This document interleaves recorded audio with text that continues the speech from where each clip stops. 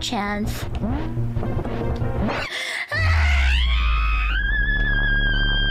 You goddamn crocodile!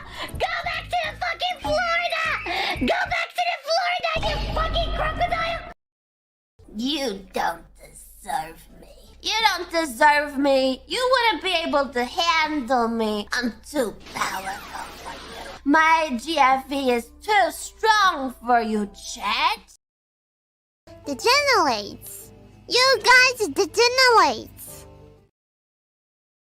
All right, explain this to me like I'm retarded. That won't be that hard. What's up, guys? Good to see you today on The Legal Mindset. We teach you to be your own judge. Got some new reactions today. Just wanted to deploy those before the stream started. Of course, I'm slipping those in there to get us prepped up tonight. We're going to have a great one tonight. A lot of fun today on the stream. We're going to get some law, maybe a special guest. It's going to be absolutely a wild ride on The Legal Mindset. I hope you are strapped in, and I hope you have brought your favorite Fighting monkey with you tonight, because you're going to need it. You're going to need all that monkey business tonight. And of course, by the way, I've got the new emojis on the way. So we've got the litigator and we've got the horse emoji, right? The litigator and the horse emoji are being worked on right now. I think my artist said they should be done by the 8th, which is Friday. So by Friday, we'll have some new emojis. So at least 2 new emojis by then. Probably come up with some new ideas that we just put in the pipe, because you guys give me ideas, just throw them out there. So that's going to be coming up. And also, Coyote Trickster, thank you so much for the 50 Legal Mindset memberships, guys. Make sure you accept those so you can have access to the emojis as well, and also the members only streams and all the other benefits of being out there. Also, Knight sent a message that I can't even get now because it was like before the stream even started. I don't even know how to go back that far, but Knight 742 is a good friend of mine, said 1 a.m. stream. I'll catch the replay in the morning. By the way, Andrew, if you get to 200K subs by the end of the year, you're going to have to do an offline collaboration with Coefficient cosplaying as Fuamoko at some point. I know. I know. Thank you, Knight, and thank you, Cuddy Trickster, and then thank you, Tank Rat, coming up with another 50. So we're starting within literally 3 minutes and 100 Legal Mindset memberships, breaking some land speed records here with memberships. Thank you so much. And it's going to be absolutely a great night tonight. Tank Rat, thank you so much for the memberships. And I am very glad that I forcibly dragged you down the VTuber rabbit hole to the point that you're watching 10 streams. You're deep in the hole. And by the way, I have had some other normies, some folks that don't normally watch my VTuber content. They did appreciate my Doki Bird video where I was talking about, like, here's the Doki Bird incident for dummies. But somebody asked me to explain VTubing in general to them. So I think I'm going to have a basic video explaining VTubing and like the rise of VTubing, like a more general video that comes out in the next week. So I'm going to try to have that for the normies as well. I love the monkeys here in the chat, guys. I really appreciate it. Fighting monkey It's very great. It's very great. Even though all of you guys are nothing but degenerates. You guys degenerates. appreciate all you degens in the chat. Also, yes, I was on the I was in the chat for DN for Depressed Usagi earlier today. I agreed to do something that I have no idea what it is, so we'll see what type of degenerate stuff DN is up to. But yeah, no, it's going to be great. We also will have a hopefully special guest tonight, hopefully a person who has not been on the channel yet. So this will be very good if they can come on the channel tonight. But I don't want to spoil it just yet. Don't want to spoil it till it's promised. So just stay strapped in and prepare. The notice is out on Twitter. So if any of you guys are over here on Twitter and can do me a solid and go ahead and retweet this, that would be quite helpful. It always helps to kind of get that word out. I'm kind of suppressed on both YouTube and on Twitter. So if you get this out here to come join us live, just retweet this right here, get out the information, help people come join, right? You know, and yeah, it's pretty good. Me doxing the DMs there. But anyways, yeah, just make sure to go spread this over here. Spread this. Make sure you spread the link really, really, really, really, really helps. So yeah, thank you guys. Appreciate that. All right. So anyways, I want to cover, and also let's do some random shit. Let's do some random shit. Thank you so much. Saying today we cover Nijisanji's most common weapon against contra creators. Yes, and this is something that I have educated my people on for a very, very, very long time, but I have not educated. I have not educated you guys on. So this is something that I've covered copyright striking, and I'm going to use another word that I have to wait till after an hour to talk about. It begins with a C and rhymes with cluck, right? I have a very strong stance against copyright strikes. I think they are not just oftentimes wrong and impermissible or unlawful, but I think they are a bitch move. Okay, I'll say that before I can use that word after about an hour. But we're going to get into the law. We're going to get into it in America. Obviously, there's a Japanese component to this. So we need to talk about that because that does play in here. And then we're going to get into the practical application, which is even further. So there's the scenario we have, which we'll explain up front. What's the problem? What's the issue? What's the American law? What's the Japanese law as I can understand it? Of course, I am not a Japanese lawyer. I'm just reading what's available in English, and I'm reading what Japanese lawyers say about it. And then we're going to talk about the actual system and how the YouTube system is fucked up. We're going to talk about that today. So we're going to get through it all, and hopefully we'll have a guest as well. So thank you. D3 Rito became a YouTube member. Welcome as a YouTube member of the RPG. Appreciate that. And now you have access to all the member goodies. Jarek Grimlock for 100 Swedish krona says, thank you for having this great content. I usually listen to you while I'm working, and it makes the time go much faster. If you have any interest in the board game fiascos, you should check out the Mythic game. Okay, cool. So fun fact about me, I actually really love board games. I'm actually like a huge board game guy. One of my favorite pastimes was going to board game cafes in Korea. They like have cafes where they have like all these board games. And it does help that like my best second language is German. So Germany has like a lot of board games as well. So a lot of times they would have them in Korea. It's weird, even though like Koreans typically don't know German, but they'd have like a game completely in German. I could get by enough to like play the game. But yeah, like I was a big fan of Terraforming Mars, really good one. Of course, Catan's for the plebs, right? You know, stuff like Agricola. I like the really advanced games out there. So I love board games. I'm a big board game fan. Just put it out there. It's just a fun thing for me, and something I really enjoy as well. In addition to video games, but board games are more social, and you get to look somebody in the eye and tell them, my bitch, which is great. I always love that. Tinkerlin is a new member. Welcome. And Marcus Ulicus. Appreciate you and welcome to this. Appreciate you guys. All right. So let's get into this. Now, before we start, I want to defeat something. So I know that a lot of you are going to ask me this question, and before I get 100 million messages on this, I want to just throw something out here, because I know that everybody's been spamming me, and I just want to say I'm aware. Okay. So there was an article today, and a lot of people have done videos on it, False and everybody else, about Seiyu's new details surrounding her contract with Any Color. So apparently she gave some new details on this contract and some things that were allegedly that she had very little time to review, right? There's a document that is in question. Let me just say, for now, all I can say is I'm aware, and we'll leave it at that with a period and for future episode TBD, right? TBD. So just understand this is don't spam me here. I know it, guys. You don't need to bother me. And remember, I am not going to, I'll just put it this way.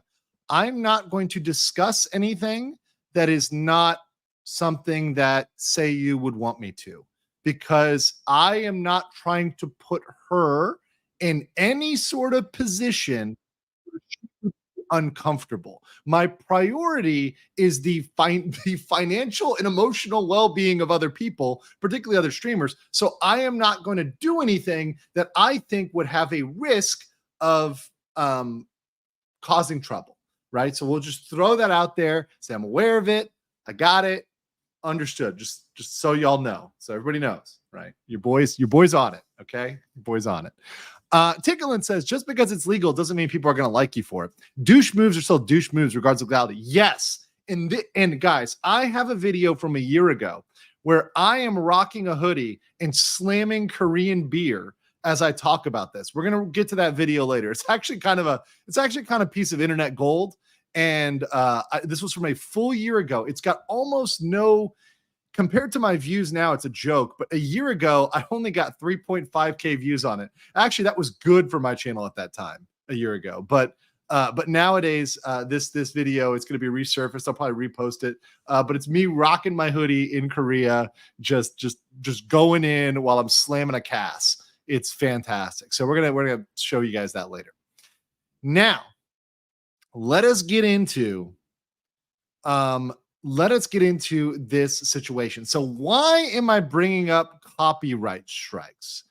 I am bringing up copyright strikes not because it's a historical thing or a thing that was happening in the past, but it's because it's apparently a thing that's happening right now, right? So there's apparently stuff that's dropping right now and strikes that are going down right now in February, like end of February, beginning of March, that are involving Nijisanji, right? So once again, Nijisanji, right? The typical heels of the VTubing space are at it again. And here we have it with this video. We're going to play the Kyo video.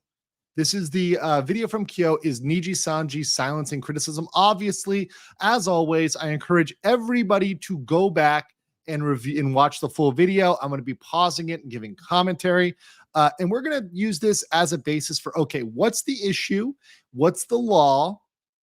And then we'll get into the application, right? So this is obviously a Kyo video, and Kyo himself has had a history, as he'll get into, with copyright strikes. Obviously, a year ago, he had a bunch of copyright strikes, right? And a lot of other folks have had copyright strikes. So this is something that is near and dear to his heart. And I know a lot of other VTubers out there have had to deal with copyright strikes in the past. And yes, and by the way, I see you guys in the chat. Supreme Court ruling was actually based. I called that ruling in the Supreme Court right away. I mean, I think anybody who knows anything about the delegation of powers between the states and the federal government knew that the states had no power to dictate federal election law, right? That was obvious, but great decision and definitely consistent with our Constitution. So that's it. Anyways, let's rock this here with the Nijisanji video. So today we're going to be taking a look over at this Reddit post that I've had sent over to me a few times. This post talking about Nijisanji allegedly copyright striking a YouTuber for posting clips of Nijisanji. And this caught my attention because if you didn't know, last year around this same time, False ID and myself were copyright struck by Nijisanji. They gave me 3 strikes and my channel was, going to be terminated, and I wasn't able to work for I think 3 weeks. I wasn't able to upload videos or really do anything on YouTube for 3 weeks until the So let me just say, this is the most effed up thing about the process of copyright strikes is that they are completely crippling to your channel. Now, just understand here, guys, there's a difference between a copyright claim and a copyright strike. A copyright claim is essentially no different than like a Post-it note or a notice that's put on that says, hey, we're claiming your revenue here, but the video still remains up. But if it's a strike, it is against your channel and your channel can be removed for that. And also you can be down and not able to post for a significant period of time. This is why copyright striking is particularly pernicious and why I take such a strong umbrage with it, because it's really coming for creators like income, their lifestyle, etc. So it's definitely a huge problem. And imagine a creator who's like false or whatever else, and you've got 100K plus subs and your channel just gets yeeted. I mean, that's fucked up. And for what? And oftentimes when you look into the strikes, they're oftentimes complete BS. Complete BS. So just to understand that. And oftentimes they're malicious. The strikes are absolutely malicious. So let's just continue here.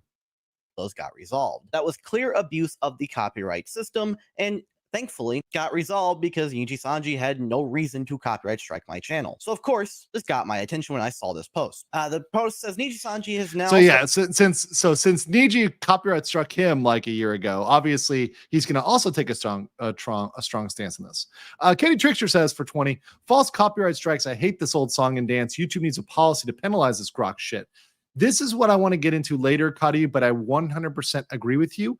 I actually believe in like eye for an eye, Hammurabi style. I really believe there should be a policy that if you submit false strikes, you should have your channel penalized for the equal period, or you should suffer a financial penalty for every false strike. So you think before you submit a false strike, where if it's overturned, you've got to pay a certain amount of fees for the other party for having to fight that, right? So, I mean, there's got to be some sort of retributive justice here, because what's happening is the people will go through and false strike your videos, and then you'll be tied up until that's resolved, which is complete BS.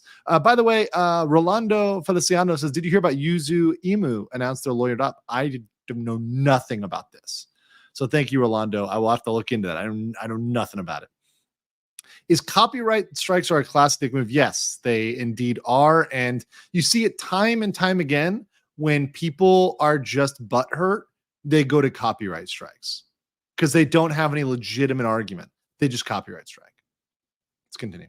Started copyright striking videos on YouTube, showing where a YouTuber posted on their community post, I love Nijisanji. Now, I am blurring the picture of this YouTuber because apparently it's a cover employee, according to their comments on Reddit, so I'm just going to play it safe. But the post itself shows where Nijisanji gave this YouTuber a copyright strike, striking 4 of their videos and taking them down. Now, the first one here, titled Even If I Blank Someone, blah, blah, blah, we've talked about that. That is a post from Inna's membership stream. I understand why that would be copyright struck. It's paid content, it's membership content. Yeah, that's been copyright struck in the past. That's perfectly fine. It is paid content for a reason. Copyright struck it. I'm gonna stop that real quick. So this is something where I want to get in here. And I know this may be a controversial move, and I know some people may not like me for saying this, right? But technically, even members only stuff, I know people are not going to like this. I'm just telling you from the legal standpoint, we're going to get into this. But based on American law, not Japanese law, American law in America, right? America, even membership content can be fair use. Let me say this one more time. It's possible, even with a paywall, that membership content or exclusive content can be fair use. Note what I'm saying. I'm saying this very carefully. Can be. Not always. Not necessarily. It depends on what you're doing. Can does not mean is, right? Do not misinterpret me. Legal merch says I can clip as much as I want. Huge underlining of the word maybe, can be, but not necessarily is. It's possible for membership only content to be transformative, to be fair use, to fall under the fair use exclusion. Is possible. Now, there's going to be a lot of arguments against that, and you can bet your sweet candy ass that whoever's membership content it is going to come for you. And they have a better case. They have a better case than if it's non-membership content. Just put that out there. We're going to get to fair use. We're going to explain it. We're going to explain fair use in such detail, you are going to feel like it's unfair use of your brain, okay? Of your brain. Silbury says, IP is convoluted internationally. I upped the rhythm game song thrice on difficulties. It was claimed by 7 entities across them. Yes. International boundaries make everything more difficult, which is exactly the problem like we've talked about with Nijisanji. But once again, just because they can claim something in old land of the rising sun does not mean that they have the right to claim that in America. And this is one of the big issues with the YouTube system, is this regional difference and really not appropriately dealing with regional differences, where something might be totally cool, totally fair use in America, but is not in another country. It's a very complex analysis, right? We're going to get to that. Just watch the video. One, also apparently membership content. So understandable. These last two, though, are not membership content. If we take a look over more at the comments over on the Reddit post, we get some context behind them. They said the first one is a membership stream. They didn't know what the second one was. The third one, though, is from an Ethereum collab where Enna said this. That's why I was I used to read chat and carry Anna in Dead Space 3 when we first started. Oh, now she's dragging in a. Wow. Yeah. You really gotta drag other people down to make yourself look good. Yeah, Damn. You remind me of certain someone. Yo. Don't fall into the footsteps of an apex predator. And then the fourth one is from. Okay, so just real quick, context of the videos. First one, membership stream. So that's where they say there. Dude, Anna defending the 2%. 3, Ethereum collab. 4, Nina stream, Ethereum collab, and a joking, right? Now, there's a very complex analysis that's gone with each and every clip. So, like, just because one clip may be okay doesn't mean another clip is. Depends on the clip. Depends on what you're doing with the clip, how you've changed the clip, what percentage you're using, right? What percentage of the stream are you using? Is it a small portion? Is it a large portion? Is it competing with the original clip? That is super important. Is it the same audience that would normally be watching the main clip, but instead, the main channel, but instead they're watching the clip, right? That's a big deal. That's a huge deal, right? And yes, I see somebody in the chat. We are going to mention the case in the US of Sargon and of H383. Just wait for it. We're going to get there. Nina's stream and Ethereum collab as well, where Enna was joking, showing other members a picture of her quote-unquote child. You want to see a picture of my favorite child when I work with them in Japan? Oh, how do you do that? Use the phone. Takes a photo. I have the photo on my. Oh man, how do you work with children? I don't know, because Do you actually like them? I like children. Yeah, they're cute. Aww, cute. Anna hates everything, loves children, secret lore. That's a red flag. Yeah, wants to be married in Disneyland. Gotta grab him away. I don't see that as a big deal, but, you know, it was copyright struck nonetheless. If we scroll down a little bit more, and once again, copyright struck doesn't have to do with like whether what they said was offensive or not. Like the content of whether or not the content of that clip is offensive, is funny, whatever else. It's more, what is the clip doing to that? How is it changing it? How is it transforming it? How's it casting in a different light? Are there edits? You know, what it's looking more at the change in the clip or what's happening versus the full stream in the clip, instead of like, is what they said funny or not? Like, if it happens to be funny, I mean, if it's stringed together in a parody reel, maybe, right? Because that's reassembling it as for parody purposes, or if it's purely for parody, maybe. But whether or not the comment is like offensive or not, like that the analysis doesn't really turn on that. We'll give a little bit more context to them. The first one, of course, is an out of context membership stream, which we actually have talked about on this channel already. Here is a little clip from the segment in that video. We had this person over on Twitter saying, exact quote from Enna's member Gorilla stream: "I think that even if I kill someone, you guys will still support me." Hell of a thing to say after someone attempted. A lot of people started taking that quote and running with it and bashing Enna and saying that she was okay. So this reminds me, and I know that people were mentioning the Trump legal decision in America, but this reminds me of the famous comment of I forget what the question was, of the I could shoot somebody and it wouldn't matter, right? Technically, it's like, yeah, is it bad taste, right? Yeah, probably, but is it impermissible, or does that necessarily, like, is it a bad quote? Like, does that make it silenceable from free speech purposes? No, not necessarily, right? Like, out of context, stuff like that. Like, once again, it can be bad taste. It can be a bad quote. You can disagree with it, but that doesn't change its analysis for fair use. It doesn't change its analysis for copyright purposes, right? You can have bad quotes or whatever, and that is still the same analysis. The analysis doesn't change, right? one of the people that bullied Selene for saying something like that. Which I agree, maybe not the best thing to say after the whole Selene situation, but I understand why she said it. She was talking to her members and thanking them for their support and saying that they would support her no matter what. Not the best words to use, but I can understand why she would say it to an extent. Just maybe definitely word it better next time, Inna. The second one says, Inna worked retail and made way less money than the 2%. Remember, 2% depending on how well this merch sells can be 1 to 2 months of above minimum normal job payment. Also, it was apparently membership content as well. The third one, which I showed the clip for, says the context behind this was Reimu making herself look better by saying she carried Inna in Dead Space 3. If this clip is about Doki, wouldn't it more be referring to Doki bringing other people down to make herself look better instead of the other way around? Now connect that with the Reimu context and that it was 8 months ago. This is likely a joke about how Selene carried Inna in Apex and other games as she did many members of Nijisanji. Though I am not sure Apex Predator does have anything to do with Doki, as I do not think Inna is referring to Apex Legends. I don't know if she even knows what Apex Predator is in Apex Legends terms. Either way, the comment that made Inna say this makes the clip seem a lot more lighthearted than bullying. I mean, why would they say that Doki is the one who brings others down to make herself look better 8 months ago if they were the ones bullying her? And then for so real quick, like, once again, I don't think that this context, I mean, yeah, once again, the clips, whether they mention the 2% rule, 2% membership rule, or, you know, Apex Predator or Selene, you know, because obviously there's a different considerations now that Selene's been terminated. But that said, doesn't really change the analysis too much based on what was actually said in, you know, clip 2 or clip 3.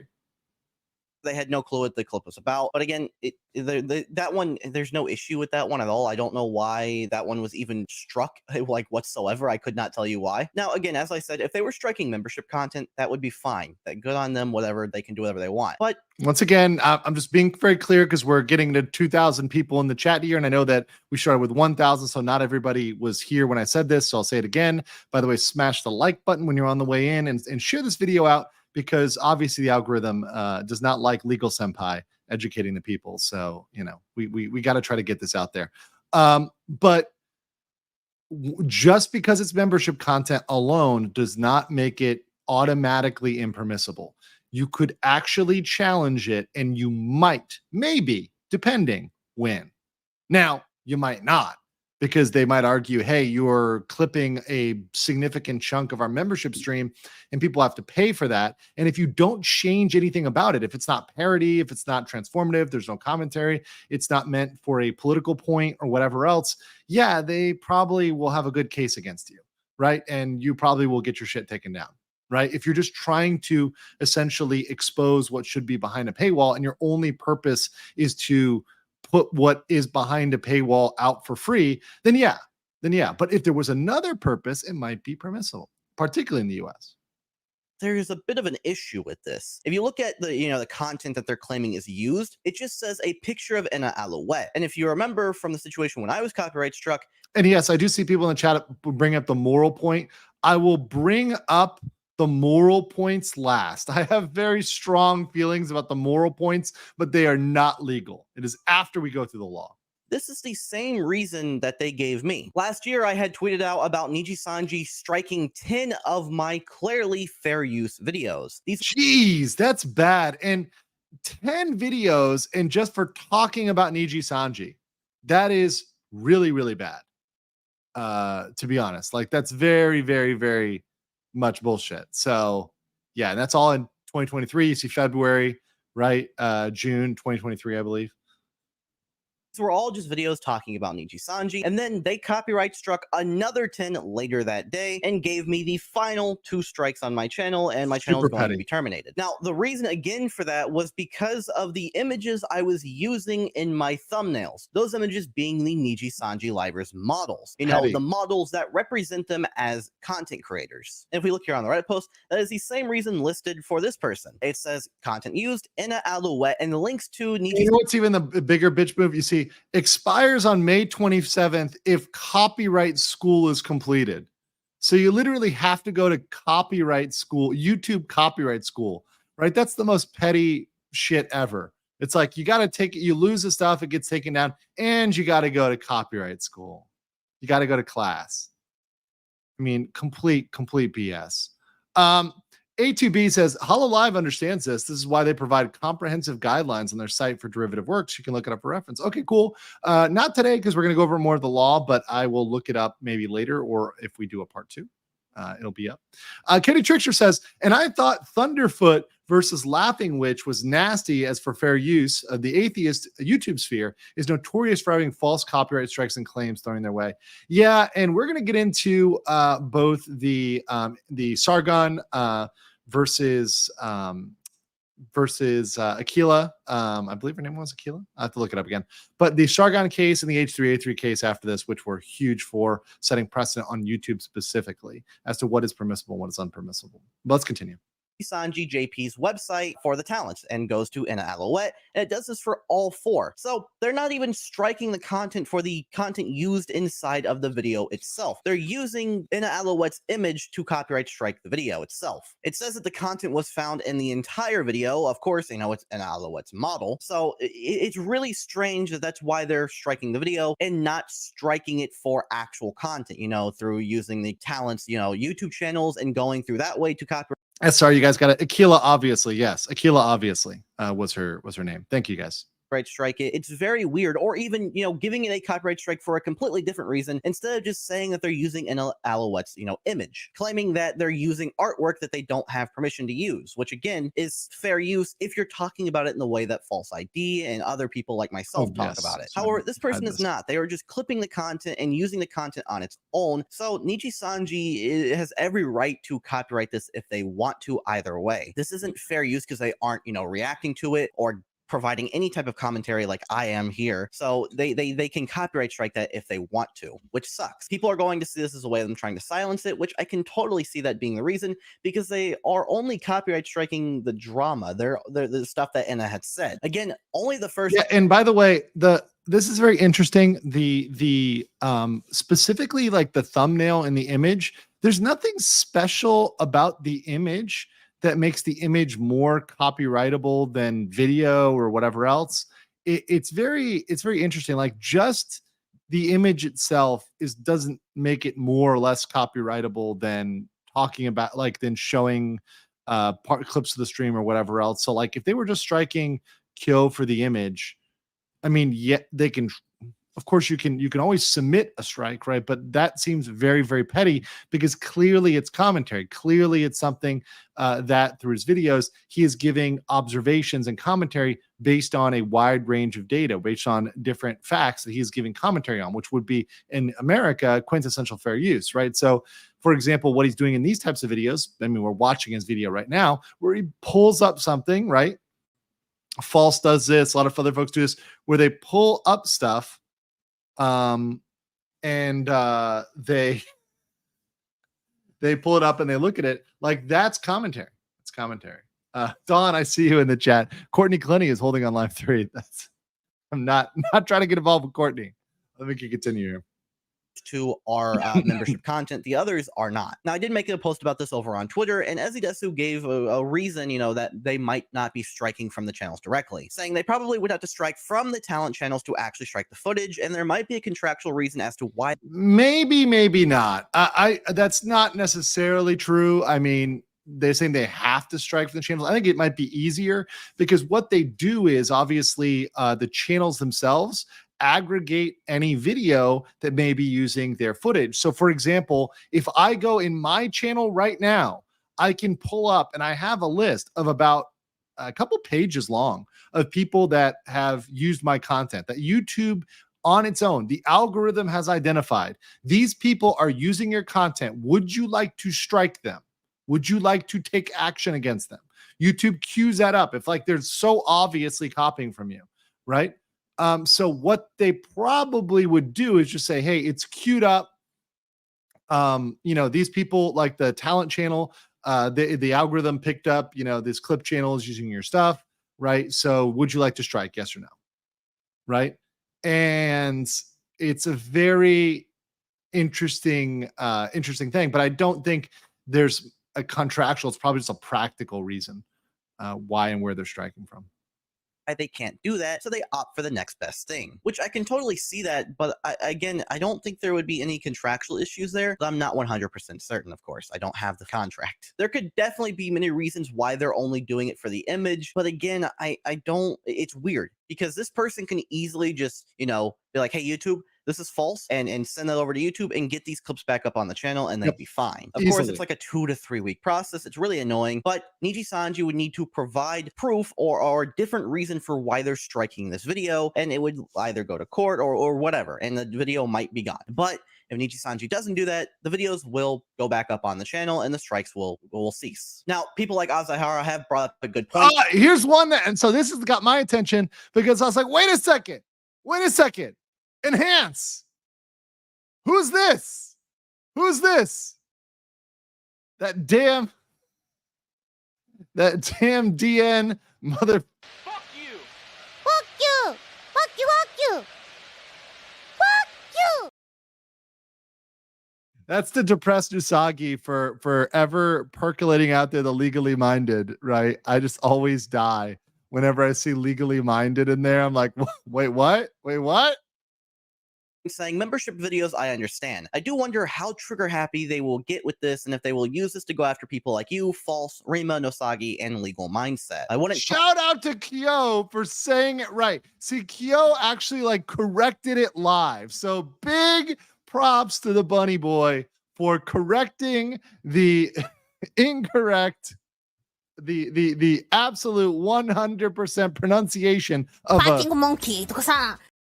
correcting the monkey pronunciation to the correct pronunciation, guys. The 39 IQ pronunciation to the real stuff. Shout out to the bunny boy for correcting that, for actually caring and knowing. I'll tell you what right now.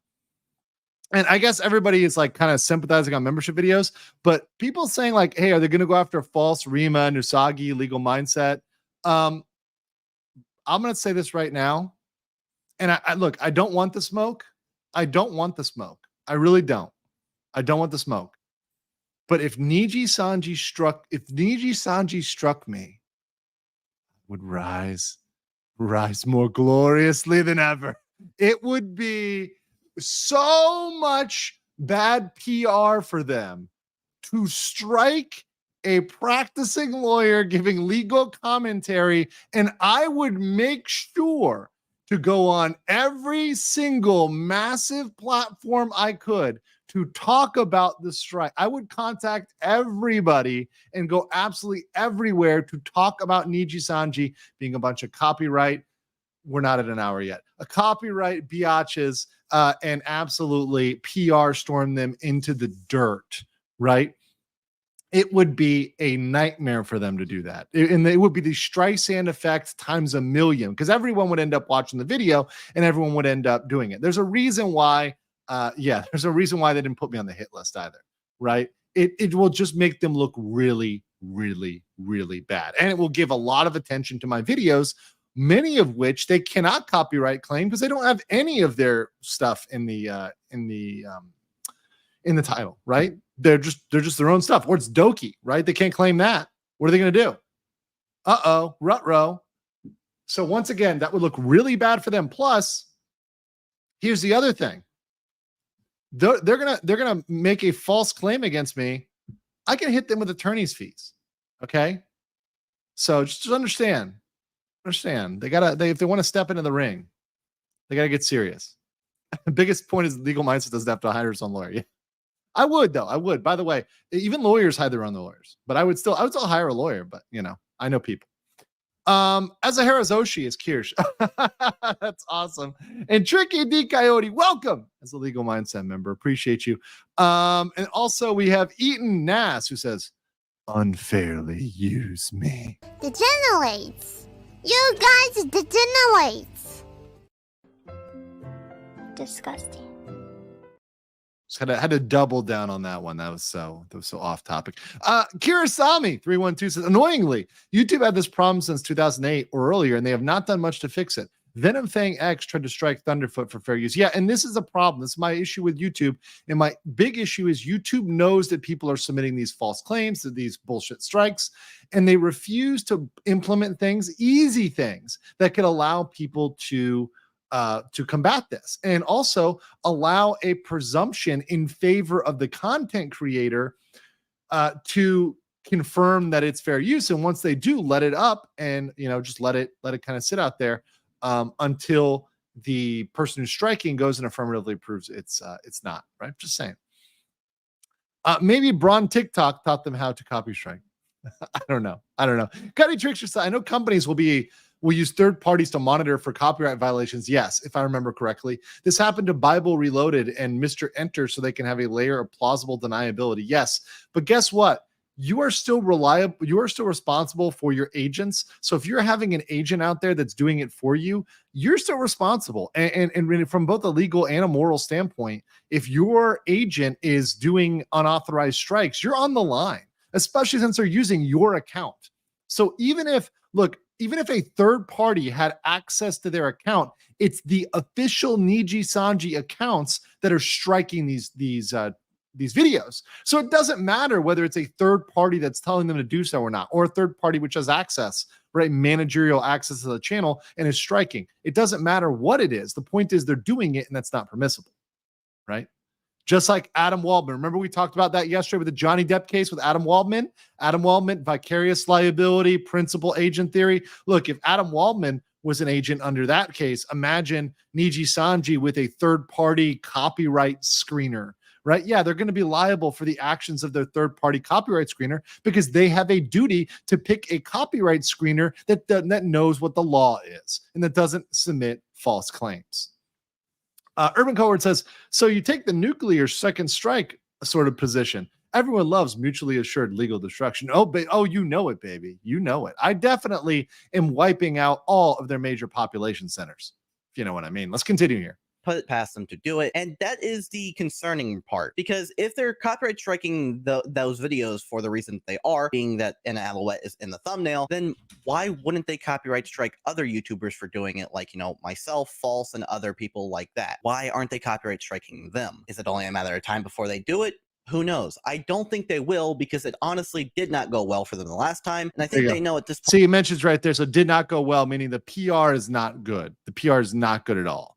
So it's not going to look pretty if they were to do this again. If they copyright strike actual, content creators providing content about this and commentary, then it's just not going to go well because they're abusing the copyright system. And I think if they abuse the copyright system enough, I think YouTube will, revoke it. I'm not 100% certain on that, but there are ways around it. So, who knows? But that's all from me today, guys. Please let me know what you all think about that situation down below. Do you think they're abusing the copyright system or not? Also, please make sure to have yourself a wonderful rest of your day. Bye-bye.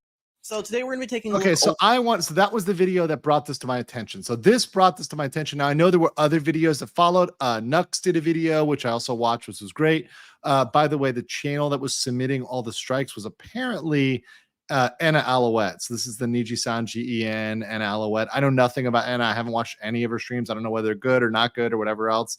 But she's obviously pretty big, right? She's got Doki-like numbers here. Although how many of these are active, I don't know. But, most of the strikes were originating from Anna. So that was where we start. So now we're going to get into the law.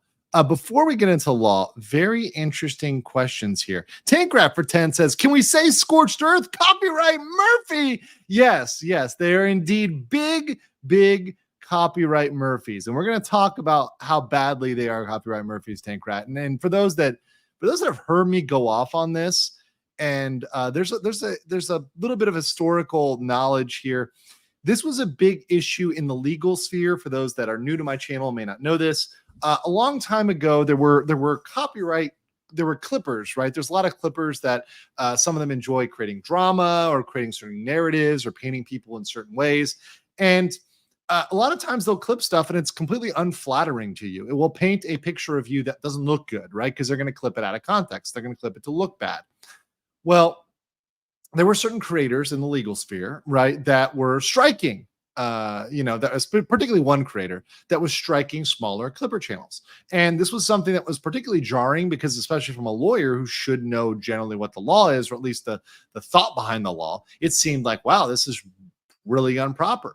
And we had to go through an educational kind of discussion on, you know, in the legal sphere, the law tube sphere, to kind of get that out there and say, hey, look, this is not a legally sound reason to be striking people. And on top of that, beyond that, it's also a moral bitch move, right? So we're going to get into both of those arguments today. Don't you worry. But thank you, Tank Rat.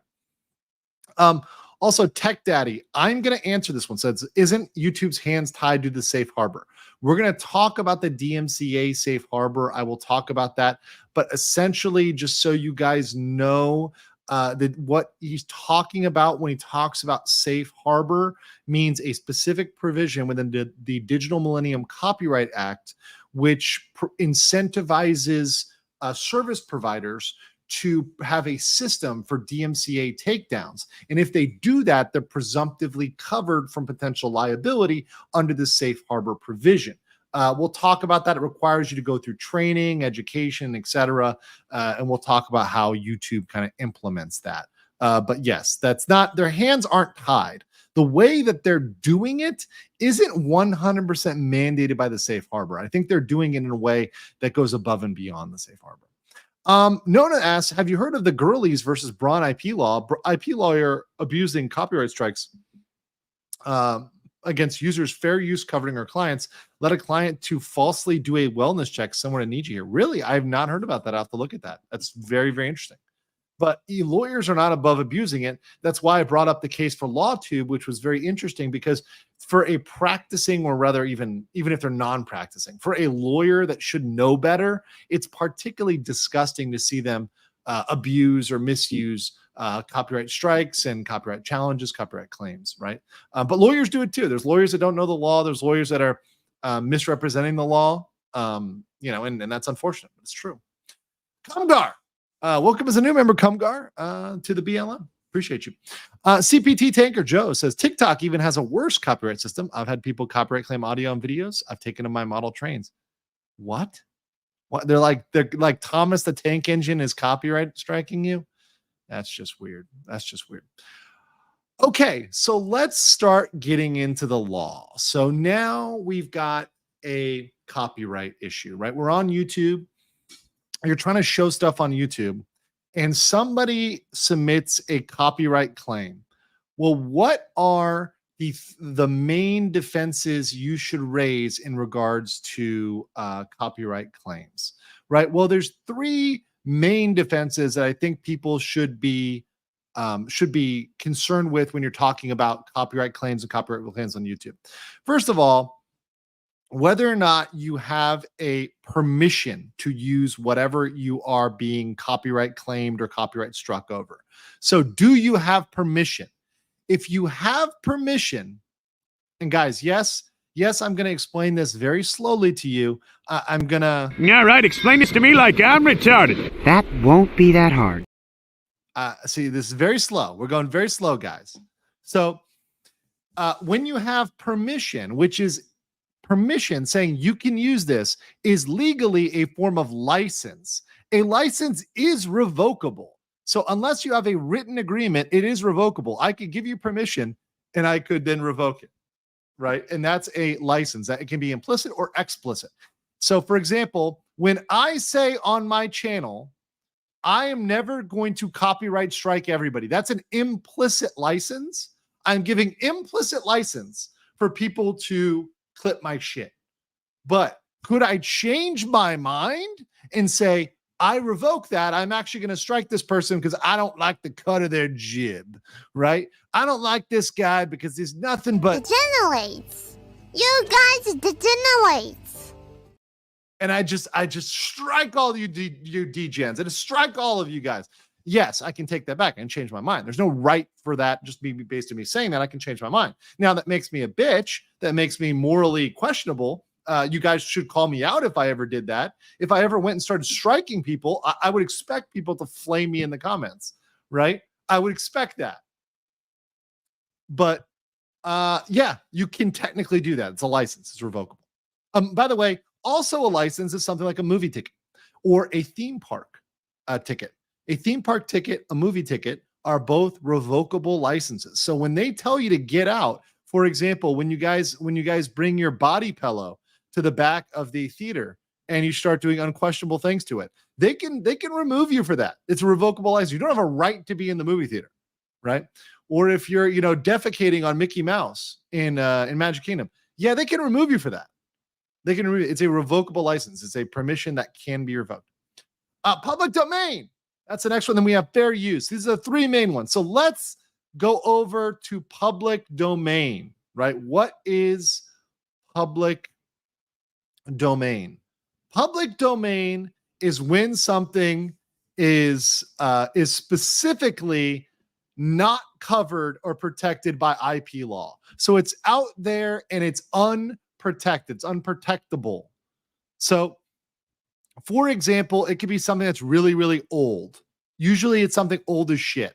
So if we're talking about like Aesop's fables, right? Like something that's from way back in the day, it's a historical thing. Beowulf, right? The original Beowulf. That is not copyrighted. Now we can get into people's versions of it, right? So if you have a specific depiction of it, there might be something that's copyrightable within that. Something like the name Dragoon, right? You probably couldn't copyright Dragoon because Dragoon is the name of a literal military unit. It's also used in a fictional sense quite often, right? Like there's general things that are used out there you probably can't do. You probably couldn't copyright because it's probably public domain.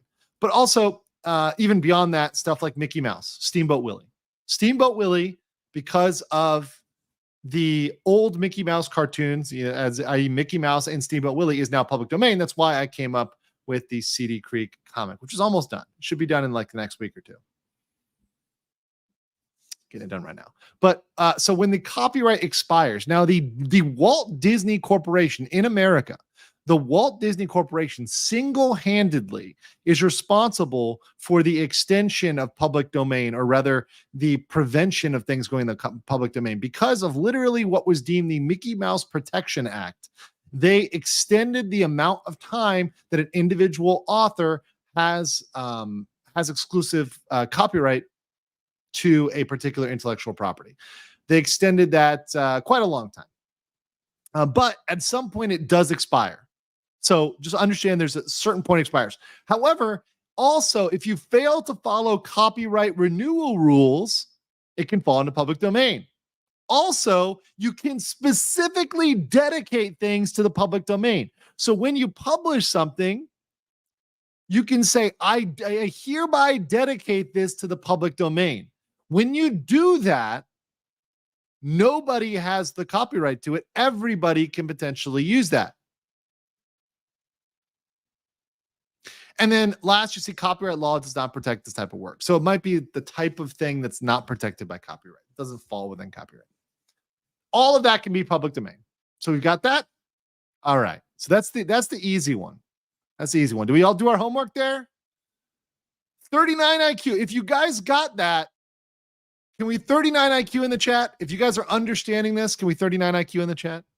Just got to understand that you guys are at least as smart as a random salty streamer. Thank you guys. Thank you guys for the 39 IQs. Appreciate that. Appreciate that. Yes. See you, Patrick. What's up? Urban Cohort says, no, you can't copyright or trademark Windows as a word. Microsoft. Surprise Pikachu face. Yeah. Whoops. Sorry, Microsoft. Sorry. And let's see here. Sparatoy says, meanwhile, Doki using Ocean Law, free use public domain with her future intro OP music and animation. Yes. So we actually had that. I actually showed that yesterday. Doki is finally back to original intro. So the song that they used in the background, let me play this. For those that were here yesterday, you saw this, but let me play it again. I'm not going to play the whole thing, but in case you guys missed it.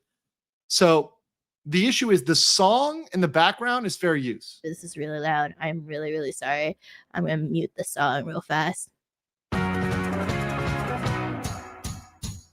So that song, dun, dun, dun, which is super catchy, by the way. Super catchy.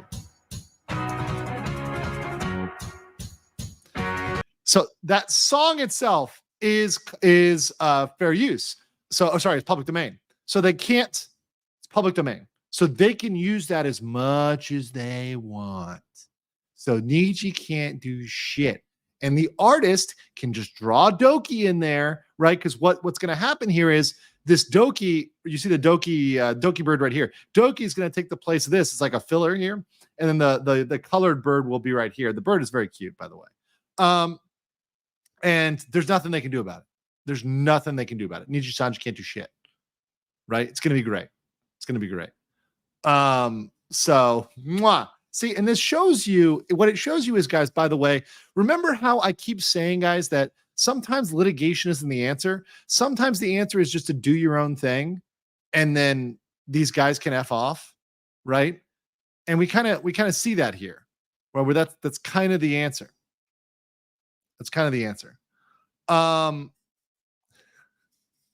So yeah, very based stuff coming out of Doki. I do appreciate that, and I do appreciate her good use, her good fair use there. Good use of public domain. Now let's talk about fair use itself. But before that, Tinkerland said, "Did someone say copyright Sky? Some shenanigans with No Man's Sky? I wonder how that one works." I don't know about that. I don't know about copyright issues with No Man's Sky. I would have to look into that. Not one of the things I looked up today. All right, so let's talk about fair use, though. Okay, so what is fair use? Fair use is what we call an affirmative defense. And I want to point out to you what that means and why this is always important, and why I am going to mention this very often. And I hope I can educate you guys on this, okay? Now, I know you guys are nothing but a bunch of monkey. I know you guys are not very smart. You're 39 IQ. I know it's true. But that said, even you guys can learn that fair use is an affirmative defense. What is an affirmative defense? An affirmative defense is you saying, I'm guilty, I did it, but I had a good reason. So the problem with fair use is that you have to prove it in court often. This is the problem. You have to go to court to prove an affirmative defense. You know what else is an affirmative defense? For example, in the US, self-defense. So if somebody is attacking you and you shoot them, that is an affirmative defense. You are allowed to do that, but you now have to go to court and you now have to prove that what you did was permissible. So this is very difficult to understand. Fair use is not an easy battle. So everyone who says, "Oh yeah, fair use," well, I get it. You may be right. You might even win, but you're probably going to have to pay. And we're going to talk about the costs here, because a lot of these cases, when we get into these internet cases, one of the cases cost $350,000 or something. We're going to get into the actual number. It costs hundreds of thousands of dollars to defend in this case. Now, they did get their money back. We're going to get to that. But I mean, it's a lot of money. It's a ton of money to defend it. It's not cheap to defend these things. So you should not be running out there hoping to fight somebody. It is expensive. Right? Freedom isn't free, baby. Freedom is not free. It is expensive. So it's an affirmative defense when you say, I did copy it, but I have a good reason. Okay? And now, what are the basis of it? Well, there's 4 factors. And this is a case-by-case analysis. There are no bright line rules, which means there's no clear test, right? 2 things that look very similar could be entirely different in judge to judge. A judge, in fact, this is the problem, a judge who doesn't like you could find enough reason to say, you know what? I don't like the cut of this guy's jib. I'm going to rule against him. It's very, very open to varying outcomes based on the actual facts. So this is why I am really, really, really remiss to say that something is fair use or not. Although I will say, look, this is pretty clearly fair use, but that doesn't guarantee it's fair use, right? That's not like, oh yeah, 100%. No, I'm 99% sure, but hey, a judge doesn't like you, could rule the other way. And I know people say, hey, I don't like that. Yeah, I don't like it either. I prefer more clear cut, but that's the way this law works. Now, what it does is the judge looks at 4 factors in order to determine whether something is fair use. The first is the purpose and character of the use, such as whether it is for commercial nature or for nonprofit educational purposes. Now, this is not black and white. Just because you get super chat revenue, wink, wink, or just because you get some sort of money doesn't automatically make it bad. You can still get money and it can be more educational than not, more for commentary purposes than not. So just understand that just because you make money does not mean it's automatically not permissible. Okay, so that's a big one right there. Nature of the component work. What type of thing is it? Is it parody? What is it? Amount and substantiality of the portion used as part of the whole. How much are you copying? Are you copying 1% or 100%? I'm going to tell you right now that if you copy 100% of what somebody else does and you don't add to it at all, it's not going to look good. It's not going to look good. Right? If you just are taking somebody's stream and you are re-uploading it, that is not going to work. Also, I'm going to say this, Clippers out there, it's a dick move, right? If you're out there taking anywhere between 75 to 100% of somebody's video and you're clipping it with no commentary, you're just clipping the whole thing, it's kind of a dick move.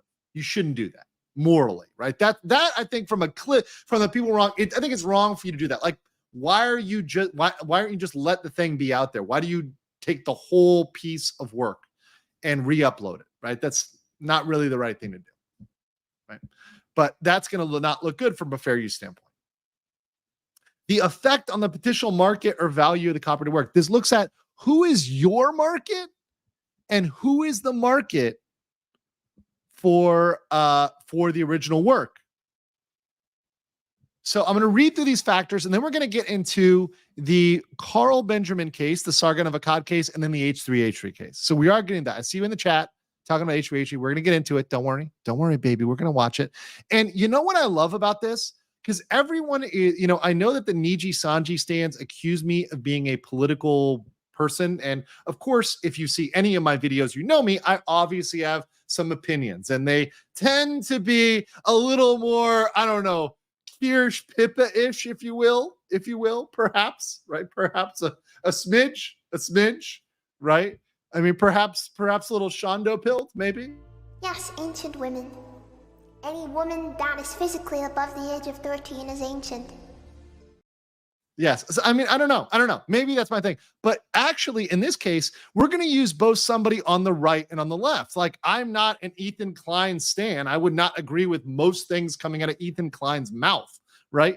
However, I will wildly defend his right to fair use, right? I will wildly defend even people I disagree with completely. Even my people that would have a completely opposite political opinion to me. Even Vosh, if he was copyright struck, I would defend Vosh. Now, I have a lot of other feelings about Vosh, right? Aside from copyright, but I'm saying in terms of copyright striking and fair use, I have a very strong feeling about it, which transcends my political differences with people, right? Just saying. I bet they used that song in the first place. By the way, Jeremy says for $4.99 to save money because Niji is still making payments on that yacht. Oh, Felton. Oh, man. Also, Robert says, could defamation negate fair use market effects? It depends, usually not. Just because something is defamatory doesn't mean it's not fair use. It could be defamatory and fair use, or it could be not defamatory and not fair use. They're not linked, right? It can go either way. Defamation is based more on the thing that's said and the nature. That's why in Kyo's video, and by the way, big love to Kyo, big love to the bunny boy. He's very based and not as questionable as DN with his legally minded. You know, I was literally in DN's stream today, and this was me. This was me in DN's stream. Fuck you! Fuck you! Fuck you! Fuck you! Fuck you! I mean, pretty much with the legally minded stuff. But that said, Kyo focusing on the nature of the comment is more whether it's defamatory or not, right? Like, was this a mean thing to say, or was it inaccurate, right? That's more of a defamation analysis. It's not really a fair use analysis, right? DN depress Noasagi, right? Next, so you have the purpose and character. So is it commercial? Is it non-commercial? Does it add something new? Is it transformative, right? So let me pull this up. Is it transformative? Is it a different purpose or character? It's not a substitute for the original. If it's transformative, it's more likely to be fair use. Look at that. Second, the nature.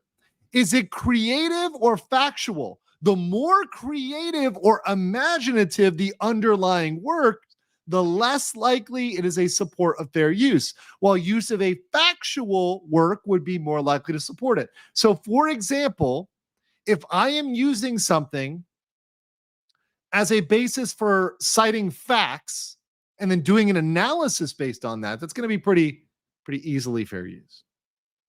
Also, the amount used, we talked about percentage, right? Also, are you using the heart of the work, the most important part of it? If you are clipping out the money shot, that could be weighing against you in a fair use analysis. And I know guys, when I say money shot, I'm clearly talking about the funniest moment. We're not talking about what you guys are thinking. I know what you're thinking. And you know what? Frankly, it's Disgusting. I know you guys. If the company closed Accio Air, can they still strike? It's possible. They could still retain IP rights. I don't know. It is possible, I think. I don't know, though. I haven't seen the contracts. I need to look more into Accio Air. So is it possible? Yeah. Likely. Probably not. So how does MIT license work with copyright works? MIT. I have to look that acronym up to confirm. Let me get back to you on that. And then the last one here, the last factor 4, is the effect on the market. So what is this going to do for the market for the original work? Is it going to hurt the original market? So, for example, if you are selling to cat ladies, is this good? I know the Fujos are going to get real mad at me right here. Okay, Fujoshis, I still love you. My Fujoshi queens. The legal ASMR is still here for you, my Fujos. I am still here for you every night to settle that case. Anytime you need to call, my office is open. But seriously though, if you're marketing to cat ladies and you're two litter companies, clearly that's in conflict. But if one of them is a cat product and one of them is a dog product, clearly there's no conflict there. There's no conflict there. No, just deeply disturbed people in the chat. All right. So let's get to the curious case of my friend, or it's not my friend. I know of Carl Benjamin. Now, of course, Carl, and then we're going to talk about Ethan. Carl is somebody who would be classically defined as on the right. Now, I don't like putting people in one camp or another. I think they should be able to define where the hell they want to be, right? But obviously, this is a case of Carl, who was challenged by a particular woman, Akila, obviously on YouTube. Her full name is Akila Hughes. Akila Hughes. Earlier, I was struggling to remember her last name. But she copyright struck him over this video, which we're now about to play. But before that, let me get this. Nitron24, welcome as a new member. Thank you. And David Wynn says, just want to say I've been binging your streams, and now when I read the voice in my head, it sounds like you. Dude, I'm really happy to hear that. Not a big deal, but while reading work documents, awkward when reading cultured manga. Well, I am, of course, a man of culture. You don't deserve me. You don't deserve me. You wouldn't be able to handle me. I'm too powerful for you. My GFE is too strong for you, chat. Okay, let's take a look at this video. This is the video he got struck over. We're not going to play the whole thing, but I want you to see what Carl got struck over. This is the exact video. It was re-uploaded after he won his case. So I'm just going to play with you. This is something called SJW Levels of Awareness. We're just going to play the first 30 seconds of this or so. Hi, YouTube. It's Akila, obviously, and we are at the Javits Center in Midtown Manhattan. It's where Hillary Clinton is having her speech party, whatever. There's a block party outside. We're here with press, although it was very difficult to get these. It's its own story, but we will show you what we can of the evening. I'm just personally really excited because to be a woman in the year 2016 after having a black president for 8 years, and now we have Hillary, who could potentially be our next president, and here's hoping. It started out as a very exciting evening and full of hope that we would be in a historic moment under a glass ceiling, getting to be in the room where it's happening with Hillary. And honestly, it started like this high and then just crept down until forever. There are plenty. So you can see there that there was a cut. So there's clearly a cut between this part and this part, but frankly, most of this is just kind of playing out her video, right? So you can see here that this, and then we'll stop there because there's not much change in the framing of that video, but you can see that Carl Sargon of Akkad did not really add much in terms of having himself on the screen. He didn't add memes. He didn't put stuff over it. What he did was he cut the original video. He cropped the original video in a way to highlight kind of inconsistencies in what she's saying before versus after, right? Oh, here's what she's saying before. Here's the editing. Here's the jump cut, right? And here's what she's saying after, right? So it's the editing itself that is telling a story here. Now, of course, right, there was a suit over this. And let's just go through the basic background here before I get to the case and the results itself. But here's what happened. This is from DMCA.com. And let me just jump up here. So Akila, who was under the name Akila, obviously sued Sargon, saying that Carl frequently copied and used the video she posted without permission. Obviously, he said it was fair use. And what happened was the court agreed with Carl and granted a motion to dismiss. But then after that, Carl, through his attorney, filed a motion claiming attorney's fees. And mind you, they only award attorney's fees if it is a frivolous case, and they ended up awarding $38,000. Okay, the other case thing was more expensive, but $38,000 to the plaintiff, right? I think H3 issues was six figures, but this one may have been less. But attorney's fees in the amount of $38,000 to the plaintiff. So that's when it's a frivolous fee, you can come there. And obviously, this was a fight between people that were on two different sides of the political spectrum. Akila's audience obviously is supportive of Hillary Clinton, obviously, supporting things like race, social commentary, and feminism. Carl Benjamin is definitely the opposite of that, right? So, definitely not a supporter of Hillary Clinton, and anti-ideological, anti-identitarian, focused on the left, racism, and feminism, but in a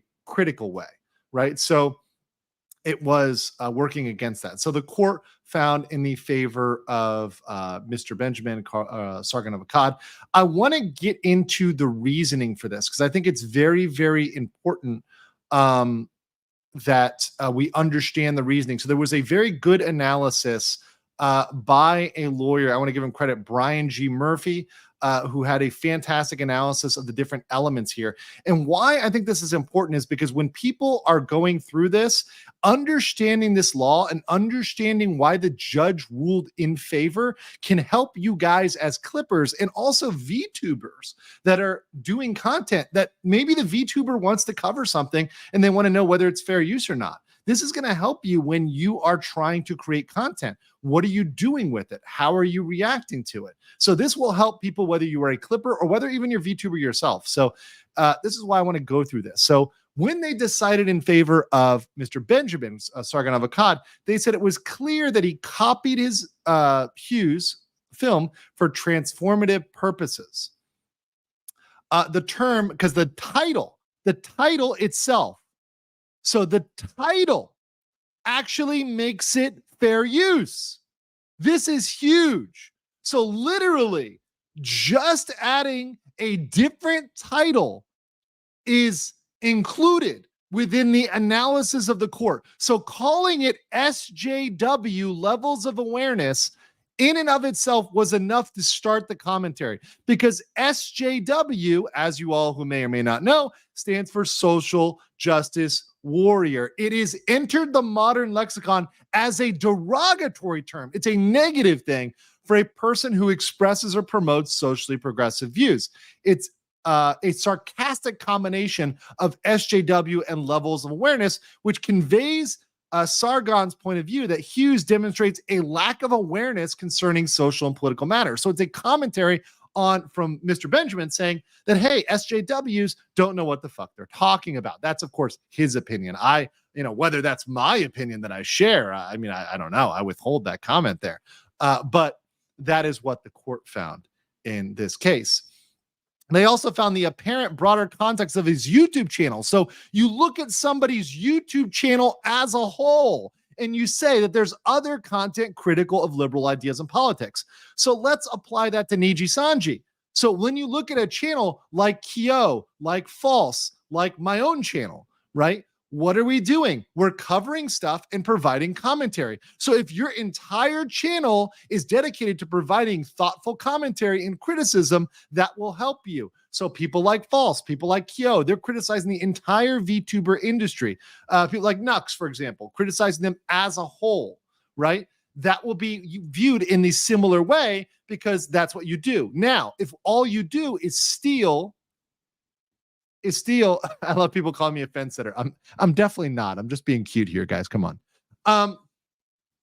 In this case, if all you do is steal the entire content and you don't add any commentary, well, that's not going to look good for you. But he does that, right? He's adding that commentary and saying any reasonable observer would quickly grasp a critical purpose. You'd automatically know that this is something that is critical. Here we go. The most important and interesting part of the decision, and those among us who are inclined to agree with Hughes' perspective, myself included, can understand her disgust when she discovered her footage and her likeness featured on a channel. Our empathy may incline. So this is for people, for all my democratic socialists out there. By the way, I know there's a lot of you that watch me here, right? Even if you're saying, oh, well, we're just disgusted that this person who's a hater can use our image, right? And that bothers us. Well, here's what the court says here. Benjamin did nothing more than steal from Hughes to get attention, avoid the drudgery, and working up something fresh. But let's see here. Would you feel the same way if instead Hughes had created a video in which she strung together a series of outrageous quotes made by Benjamin? So would you have felt the same way? For all my like liberal friends out there, right? If you make a clip that's of a bunch of conservatives saying dumb shit, like, would you think that's funny or not? Right? See, it's not whether or not like your opinion is offensive to you subjectively, right? It's whether objectively the same thing on the other way should be permissible as well. So if you want to clip a bunch of conservatives and make fun of them, which by the way is your full right, and I would defend your right to do that. I would defend even if Joseph Stalin's ghost came out and was making YouTube parody videos and he got copyright struck by the ghost of Ronald Reagan, right? I would defend Stalin from Reagan because I believe in the right of in fair use, right? I believe in the right for people to have their ideas put out there. And the way we settle things is in the court of public opinion, is by arguing, right, in the court of public opinion and saying, okay, who's got the better ideas? It's not by silencing each other and saying, you know what, screw you, we're not allowing this criticism, we're not allowing this commentary. That's not how we do it in America, right? maybe in some of those countries that are not as American, but in a free place, in a truly free place, a free society, we defeat people with superior logic. We are not 39 IQ. We are not. I'm just saying. That said, guys, will you guys smash a like button, because we are actually checking back here. We are officially yellow. Are we yellow? Yeah, we're yellow. So guys, make sure to smash that like button. Appreciate y'all. And appreciate everybody coming here in the chat. Thank you so much for this. Hope you guys enjoy this video. But yes, make sure you smash it out there. Thank you all for joining today. All right. And second, if Carl had added a title card at the beginning that says, watch this intolerant liberal talk down to us deplorables or whatever else, he added a title card. Would you change your assessment? Well, that doesn't actually change much, but people might feel differently if there was like an element added, right? But that actually doesn't change the fair use analysis. Coyote Trickster says she didn't help her case and put out videos where she said she wanted to financially ruin Sargon. Yeah, that doesn't help either. You should never talk about your case while it's pending. Just FYI. Just FYI. I like the Spike Man says, of course you wouldn't hold that opinion, just like you VTubers in work, Jill. Like a good employee. Yes. Jill is a great employee. Listen, I take very good care of my they're very, very well taken care of. I guarantee you. All right. So then we have the nature of the work. Her video is both creative and expressive content, which is closer and further away from factual content. However, the transformative nature of SJW levels awareness meant that the second factor, the fact that it was a creative work, doesn't really impact the analysis. So the analysis doesn't really change from factor 3. Third, the amount used. Carl Sargon only used 20% of the work. So 20% is not bad, right? Is not bad. He was selective in what he took, and the portions he took were critical to his work and the commentary that he was delivering. It was necessary for him to deliver his message. And last, and this is very important, the effect on the market.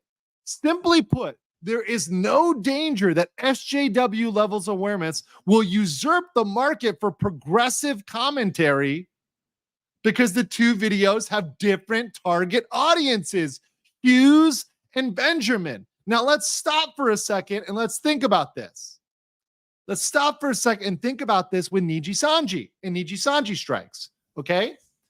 So let's take our based bunny boy Kyo. What is Kyo's market?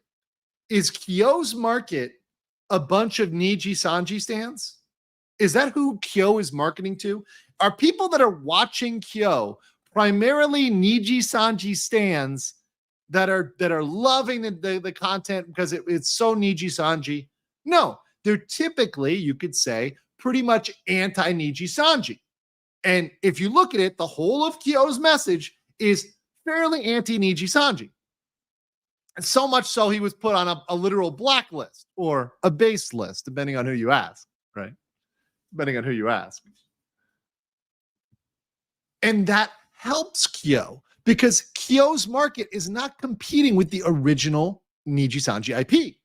It's fair use, right?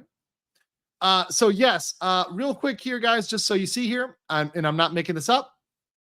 This is the decision.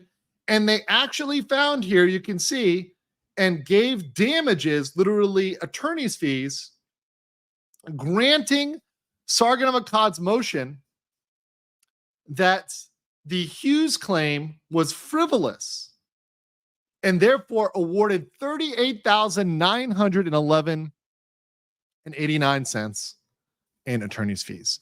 And I think this was mentioned by a super chat, but a lot of this is that she went out there saying that she specifically wanted to target him, right? That's a big problem. Saying that they specifically wanted to come after them. Specifically, big problem there. Big problem there. So, yeah, that was a big L there.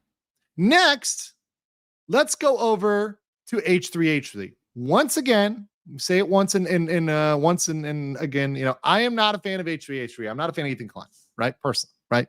Definitely not based, right? That said, I fully defend what he does. What does here is fair use, and I completely agree with the court ruling in favor of H3H3 here. So this is a video that Ethan Klein was sued over.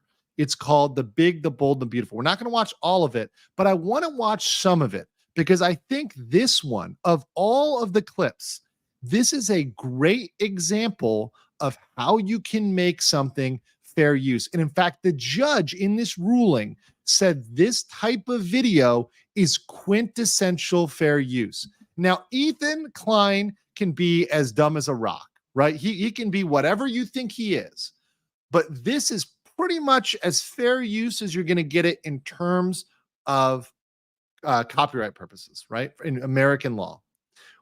So this is him and Hilla review in the Big, Bold, Beautiful, which was re-uploaded after they won the case. Let's pay attention.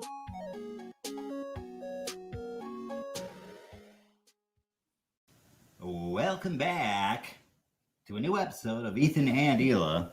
Today, I'm Ethan. Only today. Today, specifically, I'm feeling very Ethan today. And you are looking very Hilla, may I say. And that is a compliment. Okay. This is like, so guys, this is so like I'm cringing at this, but this is still fair use. This is still fair use. By the way, Cat Centric says, I would defend staying from Reagan. I mean, Stalin from Reagan. Someone clipped that, right? Yes, I'm sure someone's going to clip my I will defend Stalin clip out, and that's going to be like the Legal Mindset clip of the day, right? It's like Legal Mindset would defend Stalin. Confirmed. Let's continue.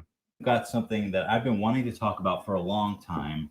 This is something that I've been watching this guy because he's such a unique fellow. And I mean that in the nicest way possible. Have you guys ever heard of Bold Guy, aka Matt Haas? If anyone is this still is all here cringe from our old days, they probably know him. We used to watch it. Did we watch those on stream? Yeah. Okay. So Bold Guy is like something really close to my heart. And he comes from like an older day of YouTube where it was just like cringe tube. It was known, I think it was formerly known as cringe tube. Here's my commentary.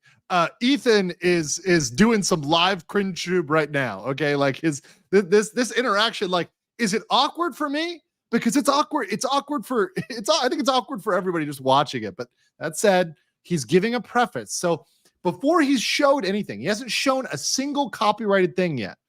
He's giving commentary. He's giving background. He's giving an opinion, right? It's boring. It's super cringe, but he's adding commentary onto it. And like, this guy's the king of cringe tube. Yeah.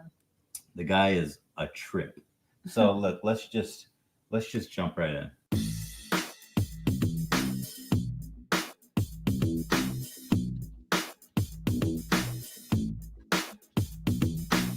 I like the fucking text does like a wave dance, like he prolongs the shit out of that. You see that? It like evens out and then it's done. Oh yeah. It's like this. Can I get a little bit from you, Hilla? I don't know how to do that. Oh come on, dude, get your shit together, Hilla. So this right here is the video. So this is the copyrighted video, right? So this is what this guy Haas claimed the copyright to, and this is what was struck over the use of this video. Oh my god. Who did that? This is like Prank Invasion Yeah. 1.0. That's just, spreading my asshole on the street like Just you on do. the street. This is like some real nature shit. This is like presenting yourself. Yeah. Okay, I'm just gonna. Disgusting. Yeah. And by the way, that's aimed at both Ethan and the actual underlying content. The most classical sense. You have excellent form. See if you can go deeper. What are you, some sort of creep? I don't know, lady. You're just spreading open your asshole on a sidewalk. I'm not sure you're in a position to be calling people creeps. What I love about his videos is that he set up that situation. Yeah, the blame really is on Matt. This is his script. You're right. So if you look at it from his point of view, yeah, there's just a girl doing this stuff on the street. No, you're right. I'm placing the blame entirely in the wrong place. It goes back to the famous saying, we see the world not as it is, but as we are. Okay.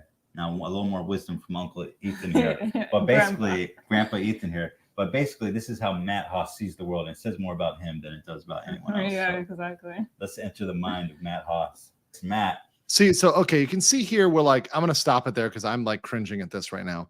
But like, you guys can see how he's stopping it, he's pausing, he's commenting it. His commentary sucks. His commentary is horrible. His commentary is complete trash. Like, absolute 100%. Just like I'm just sitting here like, What the fuck? seriously, I'm watching this. I'm like, is this how YouTube, like, how does this guy have subs?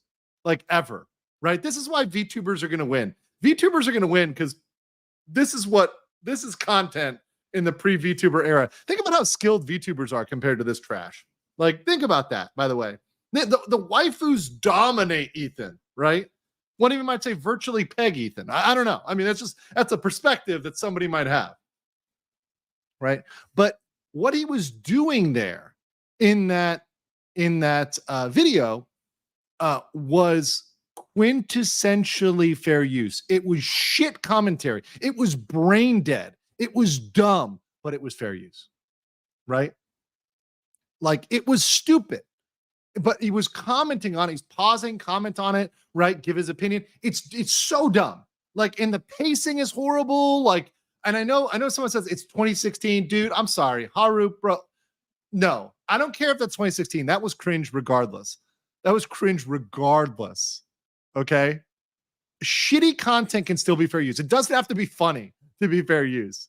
You know, it can be horrible. And this was something, as I'll show you guys here. So this is the case. Matt Hosendaya versus Ethan and Ela Klein as defendants. So they had competing motions for summary judgment, decide whether this was copyright infringement. And obviously Haas had a takedown request on this. They were at competing motions. So ultimately they found out that this was in fact fair use. So they granted Ethan Klein's motion for summary judgment and ruled in favor of Ethan.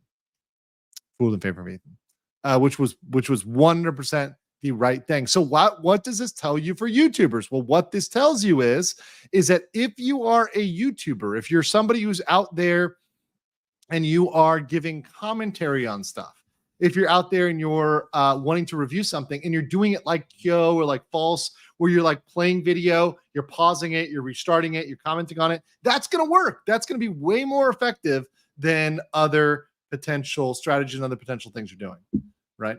Tingrad says it's about as cringe as you streaming from your bathroom a few years earlier. We're going to get there. We're going to get to the bathroom stream, Tankrat. We're going to get there. The bathroom lore. It's coming up. And the cat said, saying, staying? Damn spell check, the bane of my existence. Oh, don't worry about it. It happens.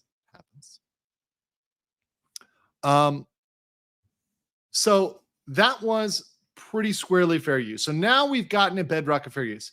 Here's the problem. Now let's get to Japan, right? What did I say about Japan? Let's test you guys. In the chat. Does Japan, yes or no?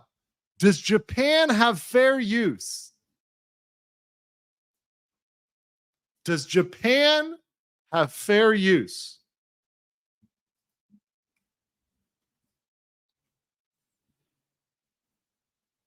Okay. Seeing the correct answer. The correct answer is no.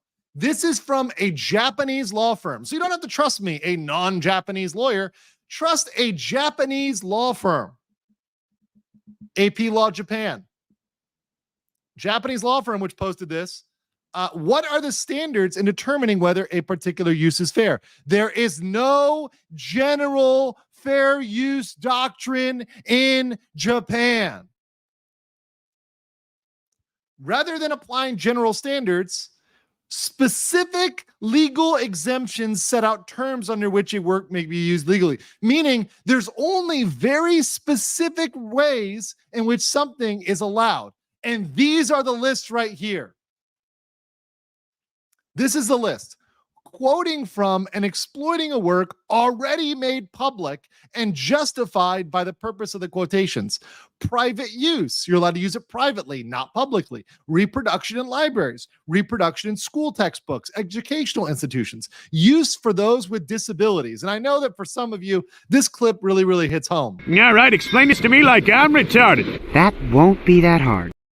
I know that hits some of you very hard. I know it does. I get it. I really love that clip. Thank you for sharing that with me the other day. But lastly is reproduction for judicial proceedings, for court, right? So does YouTube fall into this? Well, it may fall into the disabilities category, but other than that, it generally would not. Clipping for YouTube is not going to fall into that. So what does that mean? Well, that means, in fact, it's probably covered. Most things you're doing in Japan are probably covered under what we've talked about under copyright law, which is at least the moral rights, if not the substantive rights of copyright in Japan. Remember, there's moral rights, like the right to make a work public, the right of attribution, to get credit for something, to choose whether you use your name or pseudonym. And lastly, the right of integrity, right? This is huge. This one is huge. And now, as I read this, and I am not a Japanese lawyer, but as I read this, read Article 20. Let's read this together. Let's read this together. And we have a collective IQ over 39. So let's read this one right here. The author of a work has the right to preserve the integrity of a work and its title, and is not to be made to suffer any alteration, cuts, or any other modification that is contrary to the author's intention. What does this mean? A clip is an alteration of the author's intention. It's not the full thing. It would theoretically violate the Japanese right to integrity. This is not something that is present in America. It's present in Japan.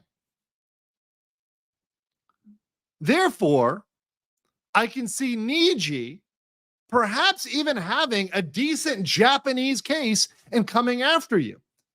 Here's the problem. And I know what people say, the localizers, like all the localizers, RIP. I see you. We'll talk about that in a second. We'll talk about localizers in a second. But what I want to say is this, is that we may win on fair use in America, but an out of context clip is probably against Japanese law. Once again, not a Japanese lawyer, but just a person who's reading the Japanese law off the Japanese website that's translated into English, right? That looks pretty bad to me.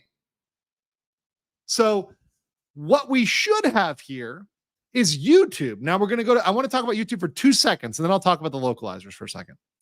But with YouTube, here's the problem. YouTube doesn't allow you to region restrict something as an individual. So as an individual, I can't say, you know what, don't show this in Japan. And because of that, I'm likely to get hit for the law in another country. If it comes up and a Japanese party owns that IP, that's it. I know what some of you are saying. Kyo isn't in Japan. YouTube is not a Japanese company. It doesn't matter. See, this is where you guys misunderstand social media.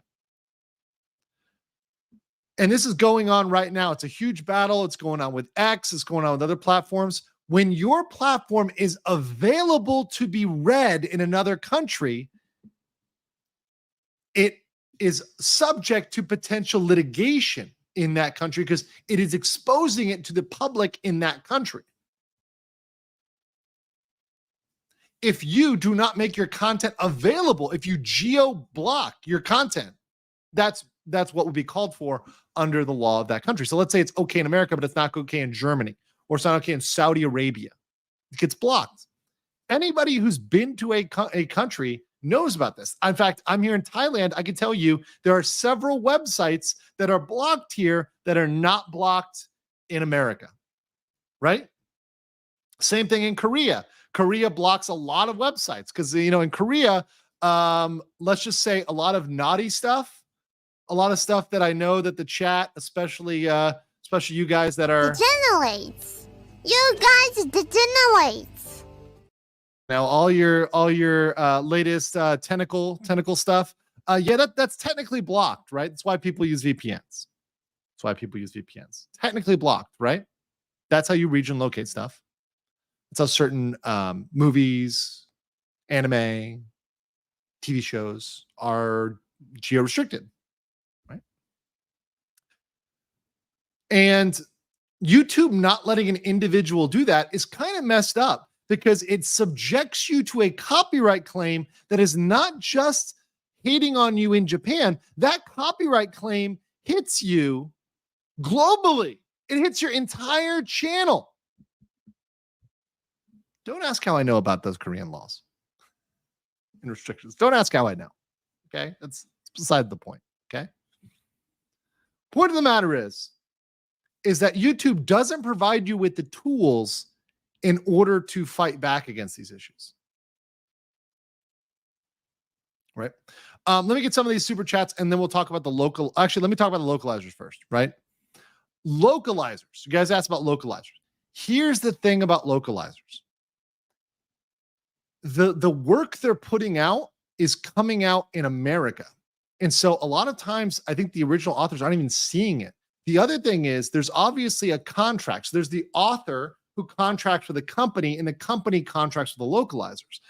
The issue is the company is not taking up the case on behalf of the mangaka or whatever the author as aggressively as it should, right? And I think if it was a person who was putting out their own stuff, who owned their own studio and was the one directly contracting, I think they would have a good case against those localizers because the integrity of their work and the alterations that are made there are bad enough to violate Japanese copyright law, it seems. Because stuff about talking about the patriarchy and Dragon Maid, that's not the original intent, right? So I would see that being a problem, but we haven't seen it yet happen because the language barrier, guys. The language barrier, the Great Pacific Barrier that is between English language content and Japanese language content. Even guys, they're just getting news about Doki Bird. They're just understanding Doki Bird now. It takes a while for them to get these things, and a lot of this stuff is not coming back to them. They don't get it. So I think the localizer issue is one that's becoming big now, and we may see action on it going forward. Also, I think there's breach of contract. I think those American localizers, the woke localizers, are in breach of contract. But also, they may just be replaced by AI. The cheapest thing may be not to sue, but just replace them with AI. And Pinator says, couldn't you classify unable to speak Japanese as a disability? Maybe in Japan, but definitely not elsewhere. Sigrun Eterna says, remember that no matter how bad your clips might make you look, Charlie Booker has clips of himself cheering for World War II Germans while watching The Deadless Warrior. Well, I mean, things happen. And, funny things happen when you venture east of the Rhine. Willery says, so Niji can't just copyright strike a clip, even if it was a portion of a membership stream from a graduate member talking about Palmo's breakdown. Once again, it's case by case. So because it's a membership stream, that gives them a better case, but it isn't necessarily definitive proof that it's not permissible under American law. It may be impermissible in Japan and probably would be region blocked in Japan, but it might be permissible in America, depending on what they did with it. If they made it into a parody and they transformed it, it's possible. I haven't seen the clip. I don't know. And even if I saw it, I can't speak for the judge. It's possible. Kurosame says, again, why Zun is so based, he allows modification. Yeah, it's great. It's great. When people are just out there and they just let people be people, it's fantastic.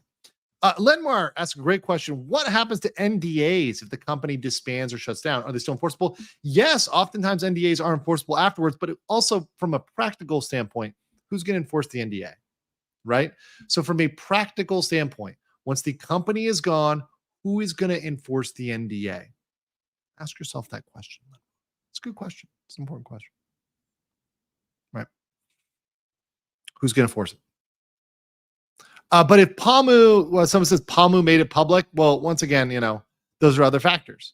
So if people make things public, then that membership argument, that's not there either. The membership argument. So remember, when we go to fair use, the prong about money and market, yeah, that's something you're not going to get to. Okay, so real quick, just so you guys see, and I want to walk you through it real quick, just so you guys see and understand from the practical standpoint here. Obviously, it is a big deal to go through this process. In case you haven't ever gone through, this is what a copyright claim looks like on your page, right? Something like this. After manual review, a copyright owner has claimed some material. It is still visible, but it is now being monetized by the copyright owner, and they've chosen to receive analytics about it. This was not a strike. This will not affect your account status. So this is what usually happens with like a song, for example. Like whenever I used to use the Gut song, the da na na na na na na na. You guys know the Gut song from Berserk, but they ended up claiming that song. Very sad. Very, very sad. So yeah, that's a problem.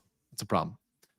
Now you can get a strike when you or a strike when you get an actual claim which is said to violate the law. I love how one of the examples here, right, of the challenge is Legal Eagle. I'm like, I look at this and I'm like, oh. Fighting monkey. Yeah. So Legal Eagle disputing a video about real lawyer reacts to The Simpsons, right? Now this, just like my reacting to Nijisanji, right? Reacting to something, adding commentary, especially as a lawyer, would be quintessential fair use. And look at that, guys.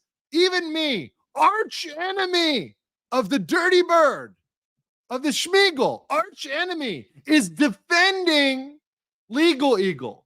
You guys know how I feel about Legal Eagle. You guys know how I feel about Legal Eagle. I make no scruples about Legal Eagle. But that said, I would still defend his fair use right, even Legal Eagle. I'm like, honestly, if it's between Stalin and Legal Eagle, I've really got to flip a coin. I'm joking. It's a joke. People are going to clip the shit out of that. But that said, I would defend him for copyright stuff. Now, here's what it looks like if you get a strike. So, copyright infringement warning. Hello, John Hammond. Moderation will review the complaints in the near term. If you get confirmed, your videos will be removed and your channel will get a strike. Upon reaching 3 strikes, your channel will be blocked with no possibility of appeal. 0 possibility of appeal. You have asked us to delete the clips that prevent you from downloading copies in the future. You will notify by email when the request is fulfilled. So that's what it will look like there. If you receive a strike, it can disable you for a certain period of time. So it can lock you down. You get a second strike. It's a 90-day lockdown. Or sorry, you get a second strike. You won't be able to post content for 2 weeks. And the strikes stick around for 90 days. Sorry, the strikes are on your account for about 90 days. Right? And this is what a notice would look like if you get removed. This is what a notice would look like if you get removed. So you can challenge that. And you can also file a counter notice, which is part of that process of challenging. So here's Dear Gamer Thumb. Thank you for filing a counter notice, right? And as part of this, the real important thing, especially for VTubers, is when you have to fight this, you have to dox yourself because you have to give away all of your information where they can sue you. So they have to be able to send stuff to you to sue you. So this is a big one that people abuse. A lot of copyright trolls, they abuse the system by requiring you, in order to file that counter notice, to dox yourself. And as a VTuber, it's particularly dangerous because you're supposed to be anonymous. And so what they can do is they can say, hey, now pay me to not blackmail you. Pay me to not blackmail you. That's the people can do this in bad faith. Very, very bad faith. Yeah, and I know professionals and wokies have done it to dox people. Yeah, and people have done it to dox people, right? People even on the right have done it, quote unquote, on the right have done it. People on the left have done it. But yeah, certainly. Archlord Doonrider says strikes should go to escrow until appealed. I agree. I think if there's an appeal pending, you should be allowed to roll, right? Just keep going presumptively.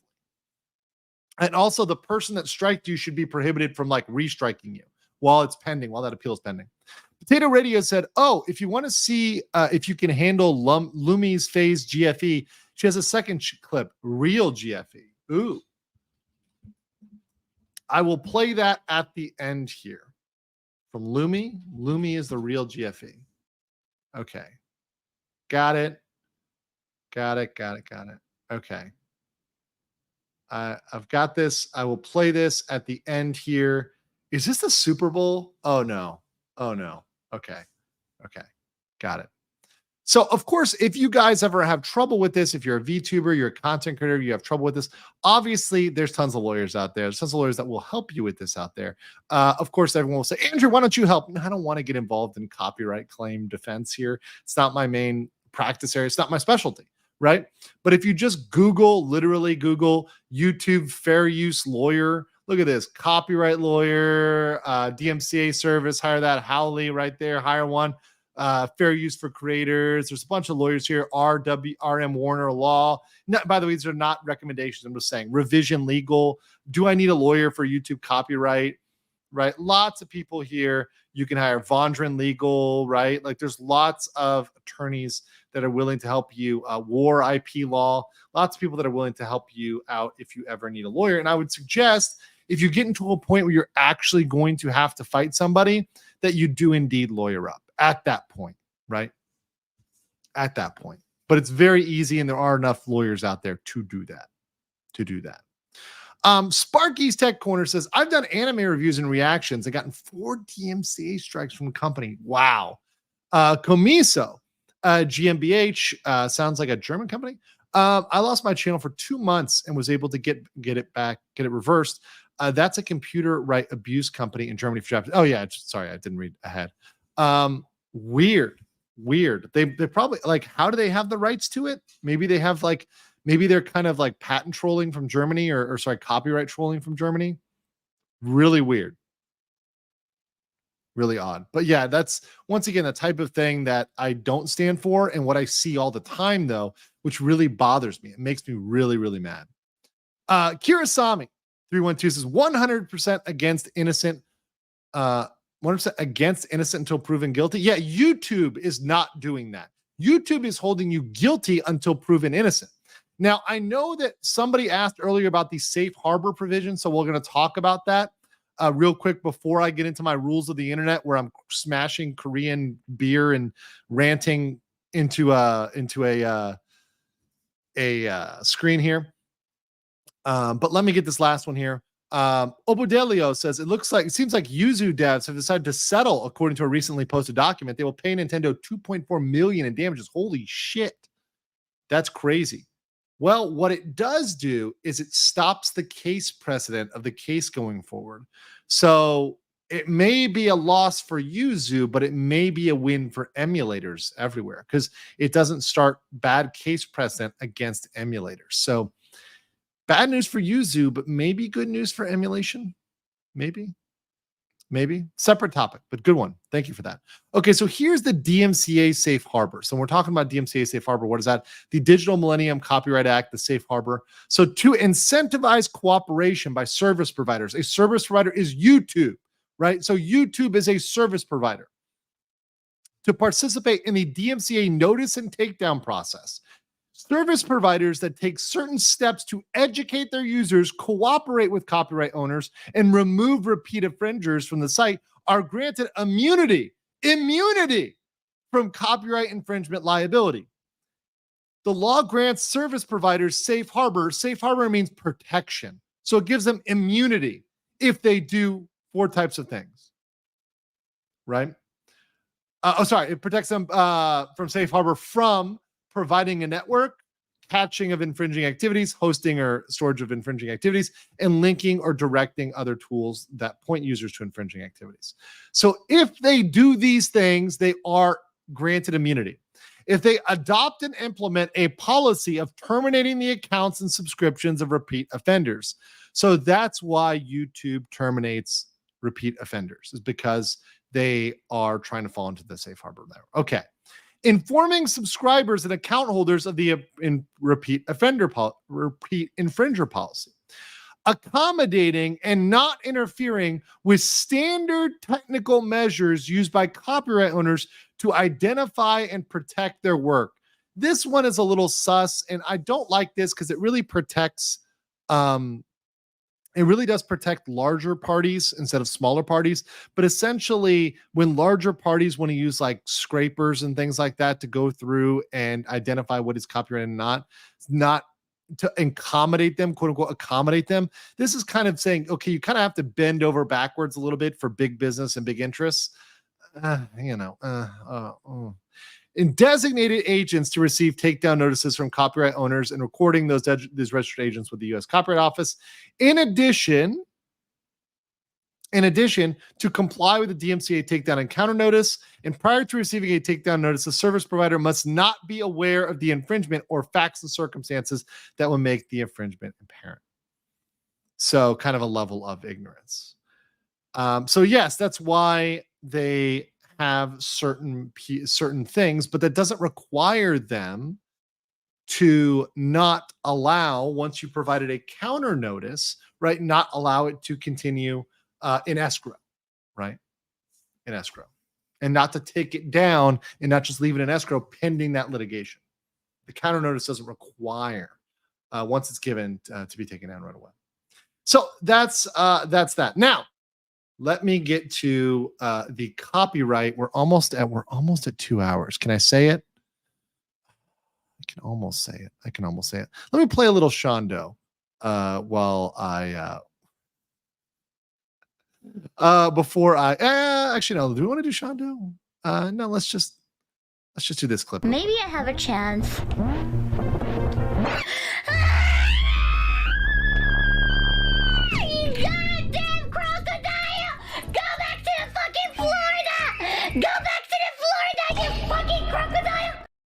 Okay, we're close enough to 2 hours. I can say copyright cuckery. Okay, cuckery, copyright cucks. 100%.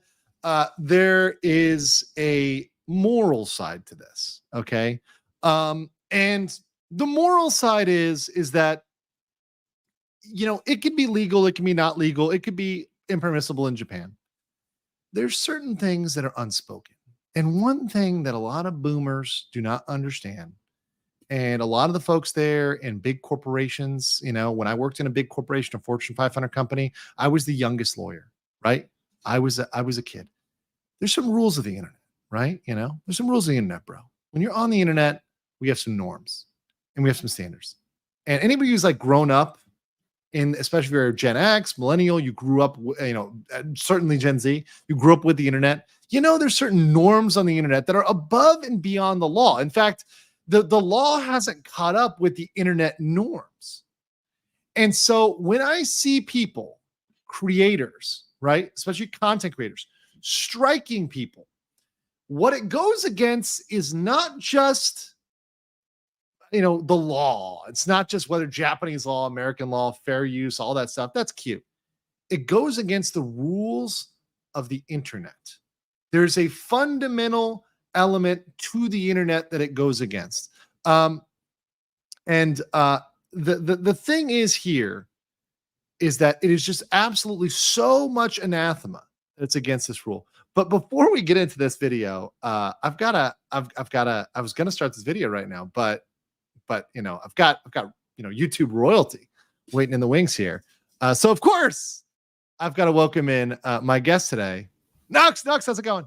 Yo, I'm What's good. up, How are brother? you? Good. I just got past all my legal and practical discussion of you know, copyright cuckery. It's great. Oh, hell yeah. I hate copyright cuckery. Yeah, it's no, you and I have the same feeling about it. And I have been against this probably as long as I've been on YouTube. And when I watched your video, which was, I think, reviewing Kyo's video, and you just losing it, I'm like, oh, I got to get Nux on for this. We'd been talking about collabing, and I'm like, I think you're the one who, of all the people, of all the VTuber sphere, you have probably the most experience, I think that's fair to say, helping people out, especially behind the scenes with copyright strikes. I think it's probably pretty fair. Wow, that's very nice of you to say. I'm honored. It probably is true. Hey, Probably. don't mean to glaze myself too hard over here, but yeah. I'm it glazing probably you. is I'm true. glazing you. Hell yeah. Hell yeah. Yeah. So yeah, no, I was worked up when I saw your video and I saw what Niji was doing and I saw the bullshit. I was like, bro, this is ridiculous. Like, this is just absolutely nuts. That Nijisanji is trying to do this yet again.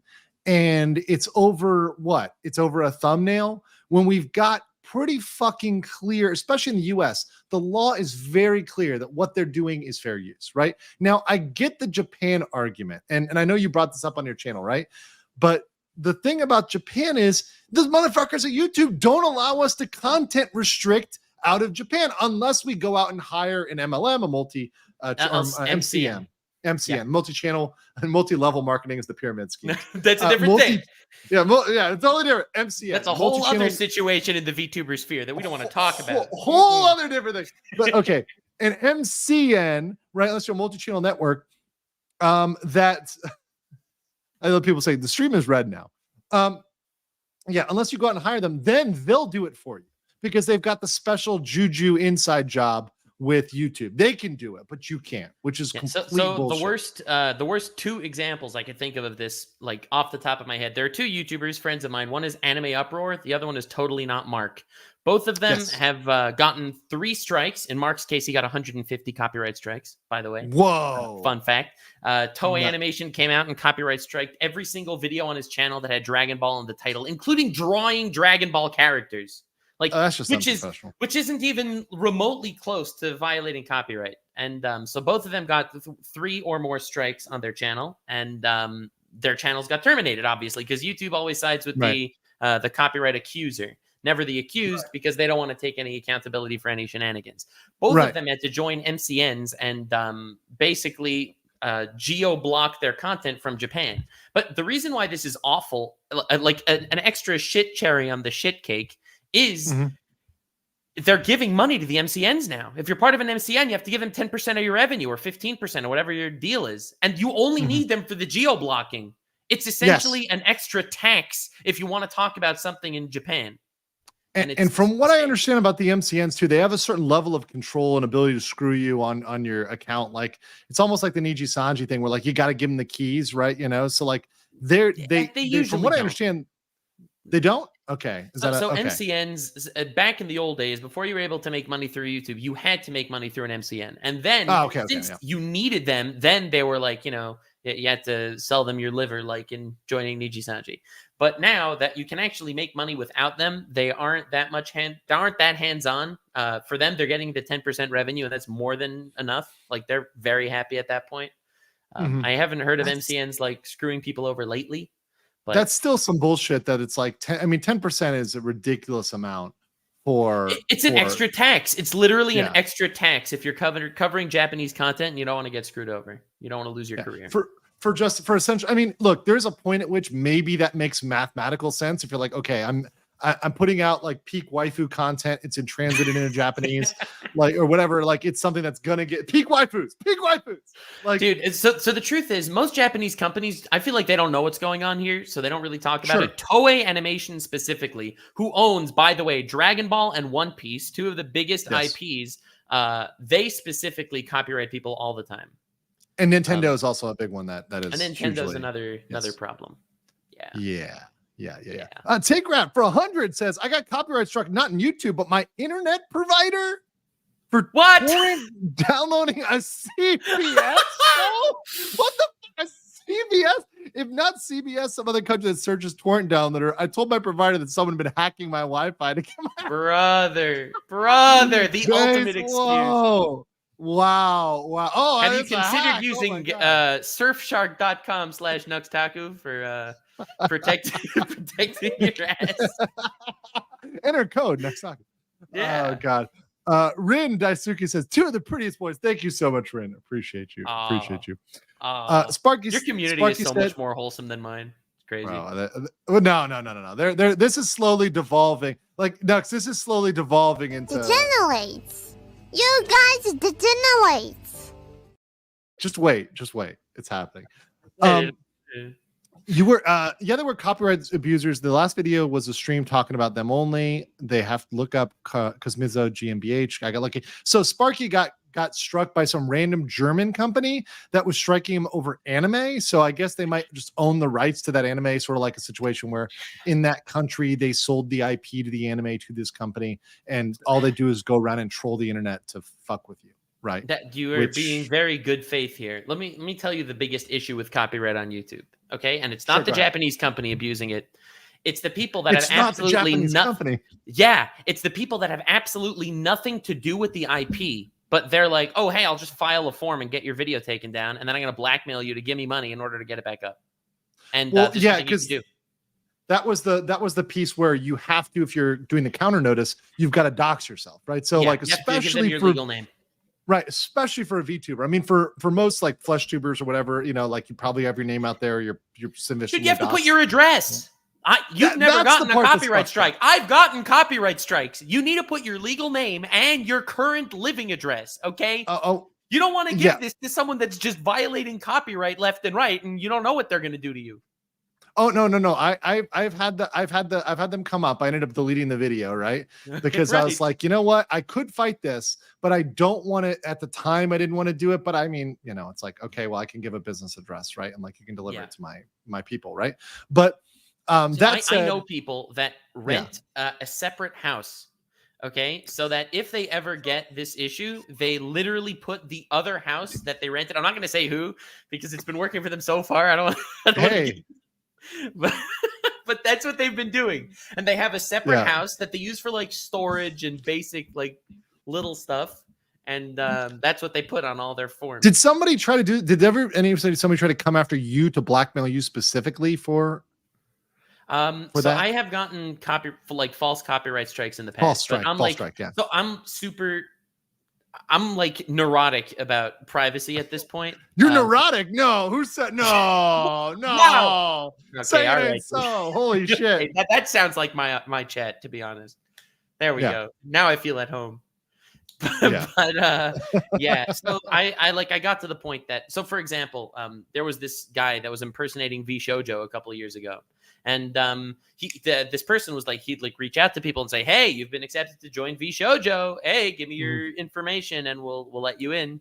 We'll work out the contracts and stuff. And I don't know. They reached out to me. I didn't really want to join V Shoujo, but I was like suspicious because I never applied to V Shoujo at that point. Right. So I didn't give him my real information. And it turns out that guy was a serial doxer and swatter.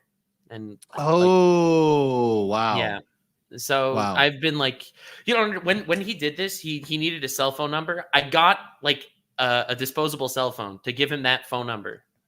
Okay. And he called it and I answered, but that was crazy. No, that's, I understand. Neurotic with privacy stuff. I completely understand it. And frankly, I think people should be. I think there's a lot of people that get screwed nuts because they take maybe an email or whatever in bad faith. I haven't covered the bow issue because I need to understand a little bit more, but even with like merchants, you got to be careful. With vendors, you have to be careful. There's a lot of people out there. I get sponsorship emails every day that I know 100% are just fishing for financial information or fishing for account information. Right. Yeah. Oh, and yeah, sign up for this. The most important thing to do is to make people aware of what to do in situations like this, because I think everyone's always out there being like, no, they wouldn't want to, harass little old me. But, they might. Yeah. They might. Yeah. And once again, especially if they see you're covering something, they see you're growing, like that's when you start getting these things. And especially for like a growing channel, when you hit that, 10K subs, 20K subs, 30K subs, right? That's when the weird shit starts happening, right? You start getting the weird emails and the inquiries and other stuff like that. I mean, you have to be suspicious. And I know you're excited because you're like, oh my God, my first sponsorship request, but press X to doubt with most things. I think it's Yeah. I think it's the right way to take it. Twilight Hopes is two of my favorite YouTubers together. Thank you, Twilight Hope. And Nux is too base for 90%. Not my chat. Are you kidding me? I'll take that odds. Yeah. Not my chat. No, not this chat. Silvery says your entry into the VTuber sphere is not the growth of your community, but the birth of an unplanned child. I don't know. I know you're an anime guy, but my condolences. It's all right. I'll handle the baby. You are my favorite abortion of all time. I'm the plan B of channels. I like the Spike Man gifted 10 legal mindset memberships. Thank you so much. Go. Appreciate you. Okay, Kirthan, Kirthan Naito said, Nux, is this the V Shoujo drama? That was the preamble to the V Shoujo drama. I don't know. This was before your time. Like there was a whole drama situation a couple years ago. It was pretty ugly. Okay, well that's that. We'll have to go into that into the Nux historical archives. Yeah, but that won't be featuring me. That you do your research yourself. I've been there. I've lived it. I don't need to. No. It's fine. It's fine. As long as you give me your blessing to go back in the archives, I'll do it. Once it's the internet, it's on the internet. That's such a good. Literally, that's in my video here, which I was about to play this video. This is me, Nux. I'm going to show you this. Back in the day when I was like in Korea, everyone always joked that I was like bathroom streaming. Like I was rocking a hoodie, I'm crushing beer here. I got my refrigerator here with like stamps. This is like old legal mindset, bro. When and I'm then you like just go on this stream and you're like, legal eagle who? Yeah. I'm like legal eagle. These nuts. Like no, yeah. But okay. Getting into though how to help people. So let's, from your perspective as the guy who's handled this, you receive a copyright claim. And you think it's unjustified, right? You think you have a valid reason, maybe it's fair use, or another valid reason. What is the steps you should take? What should you do practically from a practical standpoint? The first thing you do is you submit a counter notification. All right. It's in the YouTube backend. You submit the counter notification and you basically say, hey, I think my stuff is fair use. According to number 107 in copyright law, it falls under fair use. My video is both transformative and acts as a critique and commentary of the original media. This is completely not acting as a market substitute in any way, and therefore it falls under fair use guidelines. Please retract your claim. Yes. Right? You put in that little word vomit in the little tab where they want all the info. And then you basically have to say, yes, this is my content. I believe I'm fighting in like complete honesty and all that. And that's it. You submit it. You hope they listen. If they listen, Gucci. If they don't listen, they are basically they're basically going to strike you. Right. Now, yeah. They can sue you, right? But not yet. First, they strike you. They have to strike you before they sue you. Okay, so there's a big difference between copyright claims and copyright strikes. And this is, by the way, something else that YouTube does that's insane to me. Yes. Individuals can't do claims. Individuals can only do strikes. It makes you take it to level 10 like immediately. The only people that can do claims are massive companies. Or like, big YouTubers that started some sort of company or working with some sort of MCN. That's the only way you could do claims. Otherwise, you can only do strikes. So if you're ever getting hit by a strike by an individual, then that's what happens. And you have to immediately give them all your legal info to get out of it. Strikes are much more abusable than claims. Yeah, and that's a very fair point. Like if you could place a claim on a video, like, hey, look, I don't want to take it down. I just want the money. Right. I mean, like, that's way more lucrative. Like, hey, look, I'm not trying to, I just want the shekels, like, okay, that'd be great. But of course, that's not an option for most YouTubers, especially since most YouTubers, the vast majority and numerically are not with an MCN or not giant companies. Yeah. And also, like, when it comes to abuse, so the issue is very often, and this is something that I've been dealing with more and more. There's this YouTube channel by the name of Vince Vintage that this happened to. More recently, it happened to someone named Chazington. Basically, you have an individual that for whatever reason hates this person and strikes the video and says, give me all your legal info and, we'll fight it out, maybe even in court. Who knows? But you obviously don't want to give him your legal info because he could swat you or whatever. Right. And then he'll say, but don't worry, I'll remove the strike for $2,000. Yeah, for $2 million. Yeah. Okay, Yes! yeah. Right. Yeah. And that's just the, a guy who's essentially ransoming you. Yeah. Like actually for extorting placements you. like- Like it's Right. Yeah. That's the definition of extortion. Yeah. And Literally YouTube is extortion. enabling this, is not only stopping it, but enabling it through their system.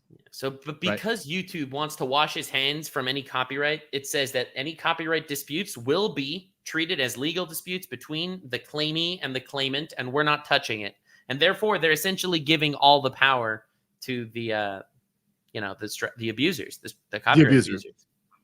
Because they're not holding the presumptions and also looking, hey, is this a good faith or is this not good faith? Like where are they deriving their ability So to YouTube claim doesn't know. copyright? YouTube never has any input. That's the thing. When it's so here's where having contacts at YouTube is important. And I know that's stupid, right? Why do you need but it's true. Yeah, it's so, true. but if you get contacts at YouTube, you'll need you reach out to them. You're like, hey, I'm being, there's this copyright abuse going on. If we follow the normal YouTube guidelines, my channel is going to get taken down. This is my career. Look at this. And then they'll look at it. And maybe if you're lucky, they will make the judgment call that, oh yeah, this is abuse. And, keep you alive. Yeah. The other thing I've seen be effective, Nux, is like massive social media campaigns. So I have seen that's just to get the YouTube contact. The point of the social media campaigns is just to talk to a human. Yes, literally to get past the algorithm and talk to a human. So people, it's worked in the sphere, the lawyer sphere that I've rolled in is like where everybody is tagging Team YouTube, everyone's like just retweeting it, and eventually it gets to the point where a human is like, oh yeah, I should pay attention to this because then after it has 10,000 likes and 1 million views on Twitter, so YouTube will respond with, have you submitted a counter notification? It's like, yeah, exactly. It's did you not see my last shit. 40 tweets? Yeah, no shit, Sherlock. It's like, yeah, it's bad. Hypnotic and Rapture says, oh my God, Nux is on the stream. Total W. Yeah, no, Nux is extremely based. I was glad to have a conversation the other day with you on Nijisanji and Some Ordinary Gamers. Really good conversation. Talented X says, be wholesome to wholesome people, toxic to toxic people. Nux. He's why a lot of people have 2 speeds. Wholesome and total degen. Let's go. Those are the only 2 acceptable speeds. I will agree with that. Let's see. Player said, how can you be a platform if you're not providing any content? It's like suing VLC for playing a MP4.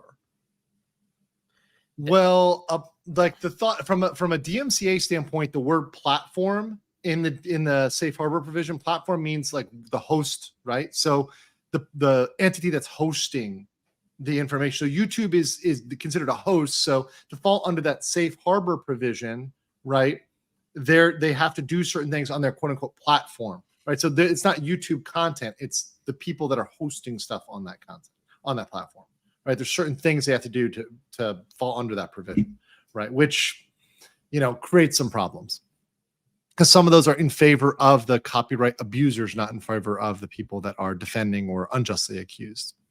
Chaos says you might find it interesting to look into the Act-Man and Quantum TV situation. Lots of copyright and other problems like Quantum calling the Act-Man's mom. Wait, Yeah. what? So the Act-Man, he's a friend of ours. He's been on the podcast a couple of times. So basically, Quantum TV is a YouTuber that's been known for abusing copyright for a long time, but he hasn't been doing it when other people have been like using his IP. It's been whenever someone's been criticizing him. So he made a video basically saying that Elden Ring is not that good, and Quantum TV and Act-Man was like, no, actually Elden Ring is amazing, and made a video shitting on Quantum TV. So Quantum TV strikes the video. So the Act-Man makes an entire video basically going through all of Quantum TV's history of copyright abuse and other crazy issues that he's done, and Quantum TV strikes that video too. Right? This is actual copyright abuse. He doesn't own content talking about him. It's like every time I say your name, you can't just copyright strike my shit. But so anyway, Act-Man, the situation got really big because Act-Man made a joke, like sarcastically said, hey, because Quantum TV also doxed people. He got somehow the Ackman's mother's phone number. Like he's done crazy shit, and so and that's the internet crazy shit level. He's still not banned somehow. So Ackman is sarcastic about it on Twitter, and he's like, "Oh hey, I was thinking about going to dox some YouTube employees later." Like basically as like a sarcastic joke to say that Quantum TV got away with that, and he's not in trouble. So anyone should be able to do that. And YouTube took that as a threat and demonetized his entire channel. But yeah, I mean, yeah, you shouldn't mess around. I mean, like F around and find out, essentially. Like if you're gonna say that about the platform, So it was not a good idea on his part, but like that's an extreme reaction.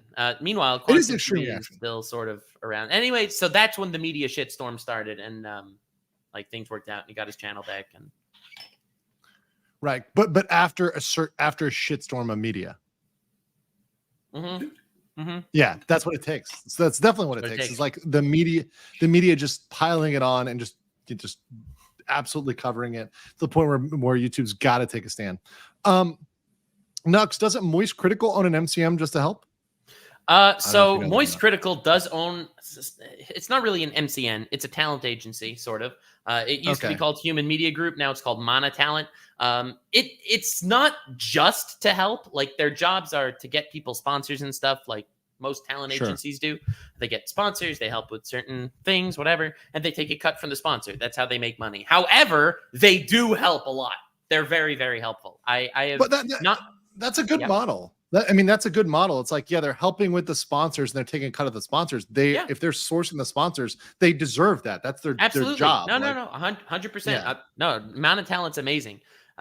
So there are a lot of them. Mana Talent, Mythic Talent, Nano Zebra. Like all these guys are originally started as content creators and kind of became they got contacts with a lot of sponsors, and they've grown into talent agencies where they would get sponsors for YouTubers. And they do help because they do have contacts. That's at the end of the day, what you need is a freaking contact, bro. You need a little bit of nepotism, okay? Yeah. So between lawyer or contact at YouTube, which one is more useful? Oh, contact at YouTube, 100%. Yeah. No offense. See, no. This is what I'm trying to tell people. No, all offense. I want the offense. Bring it on. Right? It's 100%. I'm not gonna be sitting here and you're like, oh, lawyers aren't important, and I'm like, okay. Fuck you! No, we're not going there. But no, I actually agree. Look, most times the non-legal solution is the better solution. It's the superior solution. Now, you did say this, and I want to put this out here. And I mentioned it too on my stream earlier. It is fairly easy if you do need a lawyer to get involved, or you were going down the litigation rabbit hole, to find one that does copyright law, that has maybe some experience in YouTube, right? They are out there, and there are a number of them. Yeah, so there are a couple of companies actually that specifically work with YouTubers, and it's basically on a subscription model that you pay them like $50 a year or $100 a year. It's not a lot, and they're basically a lawyer retainer for any YouTube related law That's issues. Nothing. $50 a year it's very to be little on a retainer, because the truth is, this doesn't usually happen. Yeah, it really doesn't happen. So a lot of people are paying some sort of lawyer or a company that, because there are a lot of these companies out there, and it's like an insurance. It's basically YouTube copyright abuse insurance or other legal issues, slander laws, stuff like that. Sure. Yeah, I think that's useful. If you get to a certain scale, I mean, it's like, okay, well, I've got to buy insurance because if your revenue is coming from YouTube and it's going to be held up. Yeah, it's worth paying. Probably nothing will happen, but on the 1% chance it does, I will have someone in my corner. Right. Who's just there? This is their job. Like sorting this out is their job. Yeah, and this guy, he has, let's say, 200 YouTubers that work for them, so that's already, that's a decent income. That's pretty good. Talnex says, imagine a hypothetical company hosting the content produced by other people and claiming platform status. Wait. Hypothetical company hosting content produced by other people and claiming it's a platform. How much editorial control would the platform have to exert before losing Section 231 protection? It's a very specific question. I'm not sure whether that's been sussed out. Like there hasn't been too much challenge in terms of Section 130 and 230 and 231. There hasn't been that much litigation to kind of smooth out those contours that allow for the protections of the publishers of information. Like I'm actually not sure on that. I'd have to actually look into that because I'm not sure about that case law. So very good question, Talon. Thanks. Very good question. Also, Obadella says, update, final settlement got uploaded. Nintendo won everything and Yuzu has agreed to destroy all their work and never work again on Switch emulation. Yes, I did indeed see that. It's a boo, but I will say this. It probably saved the emulation because a settlement means there's no case precedent. So it doesn't say, we do not have a ruling that says emulation is per se bad. Like so what you're saying is Yuzu died for our sins. Yes. So we need the Yuzu Messiah memes, please. Let's do that, right? Yuzu as Muad'Dib. I'm just saying. Rip. Nux equals CDN. He has 2 modes: nice and verbal genocide. What? I am always nice. I'm just sometimes nice to people that aren't the ones I'm speaking to. Right. It makes it sound like it's not nice, but in fact, it's still being nice just to somebody else.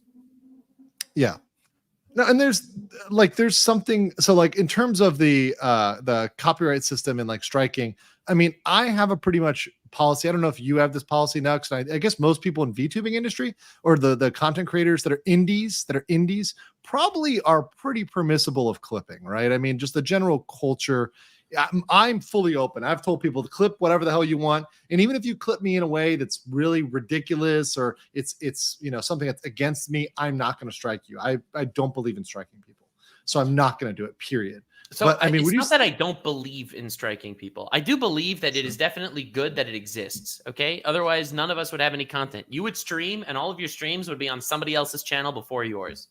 So, and that's by the way, that's not clipping. That's just like re-uploading content. That moves from the clipping to like you're literally just re-uploading my content. If you're doing that, that's not a clip. That's you're re-uploading my content. Yeah. You're what defines a clip? So how do you define a clip? Well, a clip, like once again, I'm thinking of it from like a more of a fair use standpoint, but also like something that's changing its nature, even if it's just something that's shortening it, right? That's shortening the length of it, right? That does change the nature of a stream. So I'd say, you know what? Yeah, that's totally fair game. Like if you take my fucking 6-hour stream from yesterday, which is like ridiculous, and somebody's going to make that into 30 minutes or 15 minutes or even 2 minutes. That's changing the nature of it because you're going and saying this part of it, focus on this specific part of it. It's not taking the whole thing. It's not a replacement, right? So I'm not sure. I don't know. I feel like you're right. It's not a replacement per se, but what if you were going to be turning that 15-minute segment into a video for yourself?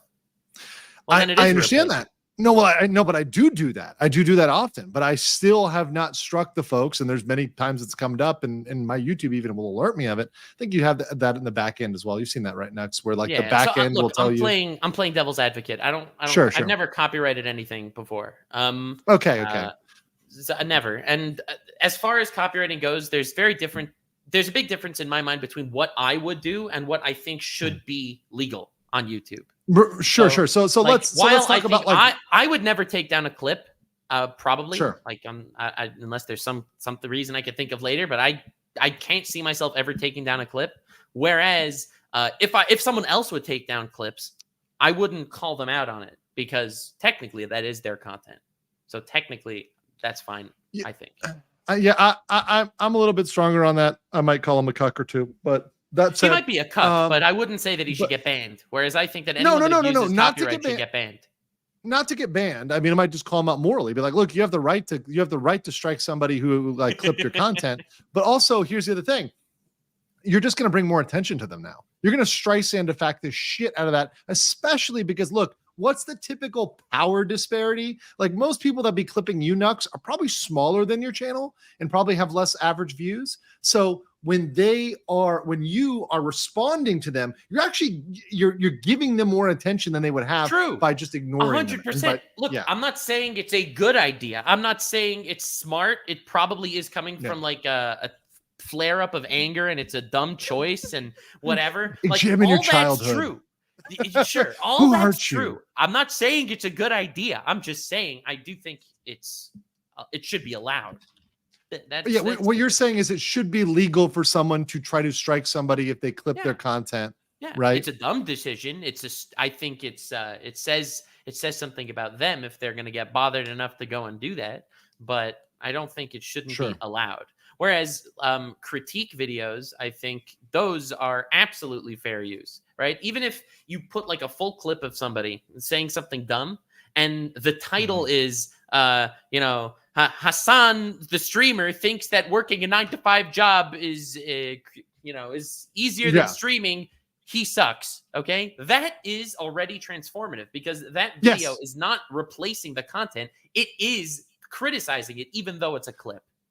Right. So we looked at the Sargon case, and like the Sargon case had very clear language that said, look, the title itself, just literally because Sargon's video, we reviewed the Sargon video in H3H3, which I wanted to give both sides of the spectrum there politically. But, it's like SJW levels of awareness, right? And the judge said just that title alone is transformative because saying SJW is a criticism of, at that point, was a Hillary Clinton supporter, right? So that makes it transformative. So literally, if you put like, this person felt it, right? It's like you're critical of it, like Nijisanji owned, right? That automatically makes you critical of it. And then looking at your channel more broadly and saying, oh, Nux, False, Kyo, all these channels are critical of Nijisanji. That's enough to be transformative because in the scope of your content and context, your commentary is anti them. It's not their market. It's not trying to steal it. It's there to criticize them. And it's often edited in a way to criticize them.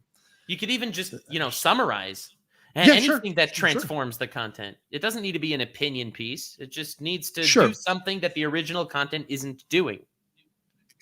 That is correct. It does not need to oppose. I'm just saying it's very clear if it does oppose. And in this case, particularly what we're talking about, the videos that are threatened to be struck here seem to all, at least the instant case ones, the one that Kyo brought up that you reviewed, all seem to be critical, right, of Nijisanji. So it's all anti-Nijisanji stuff. It appears it's being struck.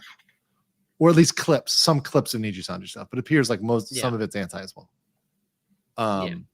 So obviously that's transformative, right? Some people were trying to look at what's in the clip. I don't think it's what's in the clip that matters so much though, because people were freaking out. Oh, well, they said apex predator or whatever else. It's like, I don't think that really matters. Like this isn't defamation. So it's just a matter of like, did you transform it or not? Is it transformative or not? It's transformative. Here's another hot take for you. Even if it was defamation, then you could violate a report, but not copyright. That's absolutely right. That's not a hot take. That's correct. Okay, all right, good. I said it earlier. You can't use copyright as your weapon just of mass destruction whenever it's okay, so it's defamation. Fine. So there are channels for defamation, and it's come not at me for defamation. Okay, come at me for defamation. The problem is there's no strike for defamation. You can technically keep up you can have a video that's fair use defamation, right? Hey, but you can make a report. You make a report, you go up the ladder, you talk to your contacts, because that's the only way you can actually fucking do anything. And then you figure it out. Yeah, sure. And you can sue them and it'll be great and I'll cover it and it'll be fantastic for me. It'll be great. We'll both report on it. Both of us will report on it. Hey, that's us, Legal Vultures. That's our new podcast. Yeah, because it's all drama. Let me ask this question live. Like, because I haven't asked you this on my channel. When people say drama, like how do you feel about everything that you're pretty much saying or covering being described as drama? I don't know. I feel like drama, the word doesn't have meaning anymore. It's like, the Nazi it's Nazi, words. Right? It's right. The same idea. It's like it kind of lost its meaning. Obviously, things that are legal situations, I don't think should be defined as drama. I don't think. Did you hear about the 9/11 drama? That was crazy. Like that obviously sounds insane, right? It's like, yeah, you know, that Johnny Depp versus Amber Heard drama case. Yeah. No, it's a legal conclusion, right? You know, it's like, yes, there's drama that's related to stuff. Yes, there's interpersonal stuff between creators. That probably could be more drama, right? Like this person said this person was mean. Okay, I get it. Drama. That's a little bit more drama, right? Versus like, no, this is their contract that was violated. There's international labor law, potentially violations here. Like that's a little bit more substantive. Attempted suicides, you know, little things like casual Tuesday. Right. Talonx says, is Marsh versus Alabama relevant for something that looks like a line between a public space utility and a private company? Maybe Marsh versus Alabama was specifically for a company town and regarding passing out religious pamphlets, if I recall correctly. So it could be. It depends on what the exact factual scenario is. It'd be kind of a unique scenario. Company towns really don't exist that much anymore. Very, very rare. So I would be surprised if it's straight on. Can we get Neil Mahan on? Who is that? I don't know who that is. No clue. XQC watches 3 seasons of X by X Hunter is a Hunter by Hunter. Commentary, Cheeto. Okay, all right. What's your thought? Actually, this is a really good question. I'm happy. Happy what do you think about reaction content? So reacting content meaning like people just watch stuff and then like all they do is like just facial reaction to it, or so I think like you already reaction? You already basically have the same idea as me. Define reaction content. Dude, I don't know. Dude, if you react to anything and you're adding enough commentary to the fact that it's not a replacement of the original, then I think then it's fair use, I think. No, 100%. If you're adding your it's just Asmongold's face, right? Like that's enough, because it's like, okay, well, it's different because now your face is Okay, dude. All right. I think I don't know. So Asmongold happens to add a lot of commentary. All right. When he reacts, no, he does. 30 minutes long, his video's an hour long, right? I'm not shitting on Asmongold here. I'm just saying, I just use that as an example, right? But if all he did was facial expressions and he did not commentary at all he did, that would actually be transformative. Okay. What? No, okay. Yes, it would. It would be low effort. It would be low effort. But it would make it different just because his facial expressions are funny. Yes, it's okay. True. He has very funny facial expressions every time. That's his enough. eyebrows do like a little polka dance. I'm That's excited. Enough. Okay, but hear me out. All right, you have streamers. Lazy. You have streamers. It's lazy. Okay, it's worse than lazy, bro. You have streamers. Okay, and these streamers will go on stream and they'll react to a whole freaking video. They will never pause the video. Their commentary will be, "What? That's insane!" And for a solid 5 minutes in the center of that reaction, they go to the bathroom. Okay. That is So low. That is low effort. It's low effort. It's low effort. And by the way, it deserves shunning, like Game of Thrones, like shunning style. Shave their head. Shame. I am okay with that. But legally, it might still pass muster. All right. I can't say like, oh, that's unlawful, right? That is impermissible. Probably not. I mean, even their bathroom could be viewed as parody. Them taking a shit could be viewed as like critique of the. Okay, dude. All right, dude. Okay, come on, man. This is your lawyer talk, right? I'm not gonna buy a word of that. I'm gonna argue with you. I'm gonna get a case here with reaction content. I will shame them dude, with you. You can't put your chair in the corner of it. So, dude, at this point, why even react? Why be there at all? Just put your face making wiggle signs in the corner the entire time and just re-upload every video on the platform on your own channel. You call it GigaHub, and it's every video that gets uploaded. You have uploads the same video on your channel, except that it has your face in the corner doing this. All right, is that transformative? Technically, it is. Look, I'm sorry. Not. Even if it's a camera, it's a replacement. If the stream is called the cuck chair, and it's literally just a stream with a chair in a corner that's empty, right? You know. And a rooster sound in the background, like that's enough. That's still enough. Like technically it could be enough, right? It's stupid, it's dumb, it's really I would shameful. argue that acts as a market substitute of the original content. It is not commentary, it is not critique, it is not even reaction. Okay, according to what you're saying. Yeah, it's not even it's nothing, right? It's worse than lazy. I personally despise it. I personally despise it too. Okay, all right. But we agree that they deserve the Game of Thrones shaming. Now we're just haggling legalities. Okay. Yes, now we're just talking about legalities. Like it's like you want me to argue it? I'm gonna like I can defend this. Like you come at me with this, I can defend this. Like if you make me do it, I'll do it. I don't want to. Dude. I don't want to, but but you know what? Like and look, I hate it, and I think that the people that are doing it absolutely 100% should be just called out as like low effort streamers. And frankly, here's the other thing too, Nux. I think these people are going to be replaced. I mean, frankly, if that's all you're doing, eventually somebody's going to come by that's going to surpass you. Like it's just not. Listen, you make a great point. The logic is sound, but at the same time, XQC just got paid $100 million to go to Kick. Okay. So maybe he'll get replaced, but he'll be laughing with that money all the way to the bank. Now, I think he has his funny moments, but when he was just bored and he just puts Hunter x Hunter on stream and he's just sitting there in the background going, it's crazy, right? Every 20 minutes. Like, I wouldn't say that that's necessarily transforming Hunter x Hunter. That's just a watch party. That's rebroadcasting.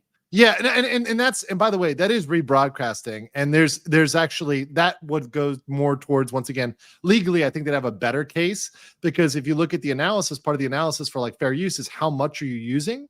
So if you're using the entire thing, right, and you're adding very little, the case is very weak against it. And you know what? They might prevail if they actually took that out there. That's what I'm saying. Yes. Especially if he's doing it live, right? Or it's like doing it where like the episodes were coming out and he's streaming like very contemporaneous like that. Once again, but the problem with fucking fair use, what makes it so annoying, it's case by case basis. And one judge could be like, you know what? I'm gonna allow it. You know, like True. It can happen. True. Like it can happen. It's case by case, and they can look at the factors and they can say, you know what, I'm still with that. You know, I'm still with this being fine. But on the other hand, it might not be. I really can't say. It's stupid. It's dumb. But it's towing the line. It's towing the line. Yeah. You could at least. Yeah, it's like right there. Yeah. See, I think that there's a lot of reaction that I think is great reaction content. People that contribute, people that make jokes, comedians. Like, dude, when I watch a comedian react to something, it's funny because the guy's making the experience more enjoyable. Like that is a transformation of some degree. Even I had to admit the H3H3 stuff. I watched the actual video that he was sued over. His fucking comedy is terrible. And people in the chat were justifying it as 2016 YouTube. I'm like, it's bad, right? But I still would defend it because he was clearly commenting. He was commenting in a way that was cringe, but it was still commenting. Yeah, right? Look, like, the content doesn't need to be good content. There is no objective good content. It just needs to be your content. There's objectively good content out there. Yeah, right. I've seen my own videos. Yeah, let's be real here. I've seen the little clips Twitter likes taking out of context to cancel me over. Canceled.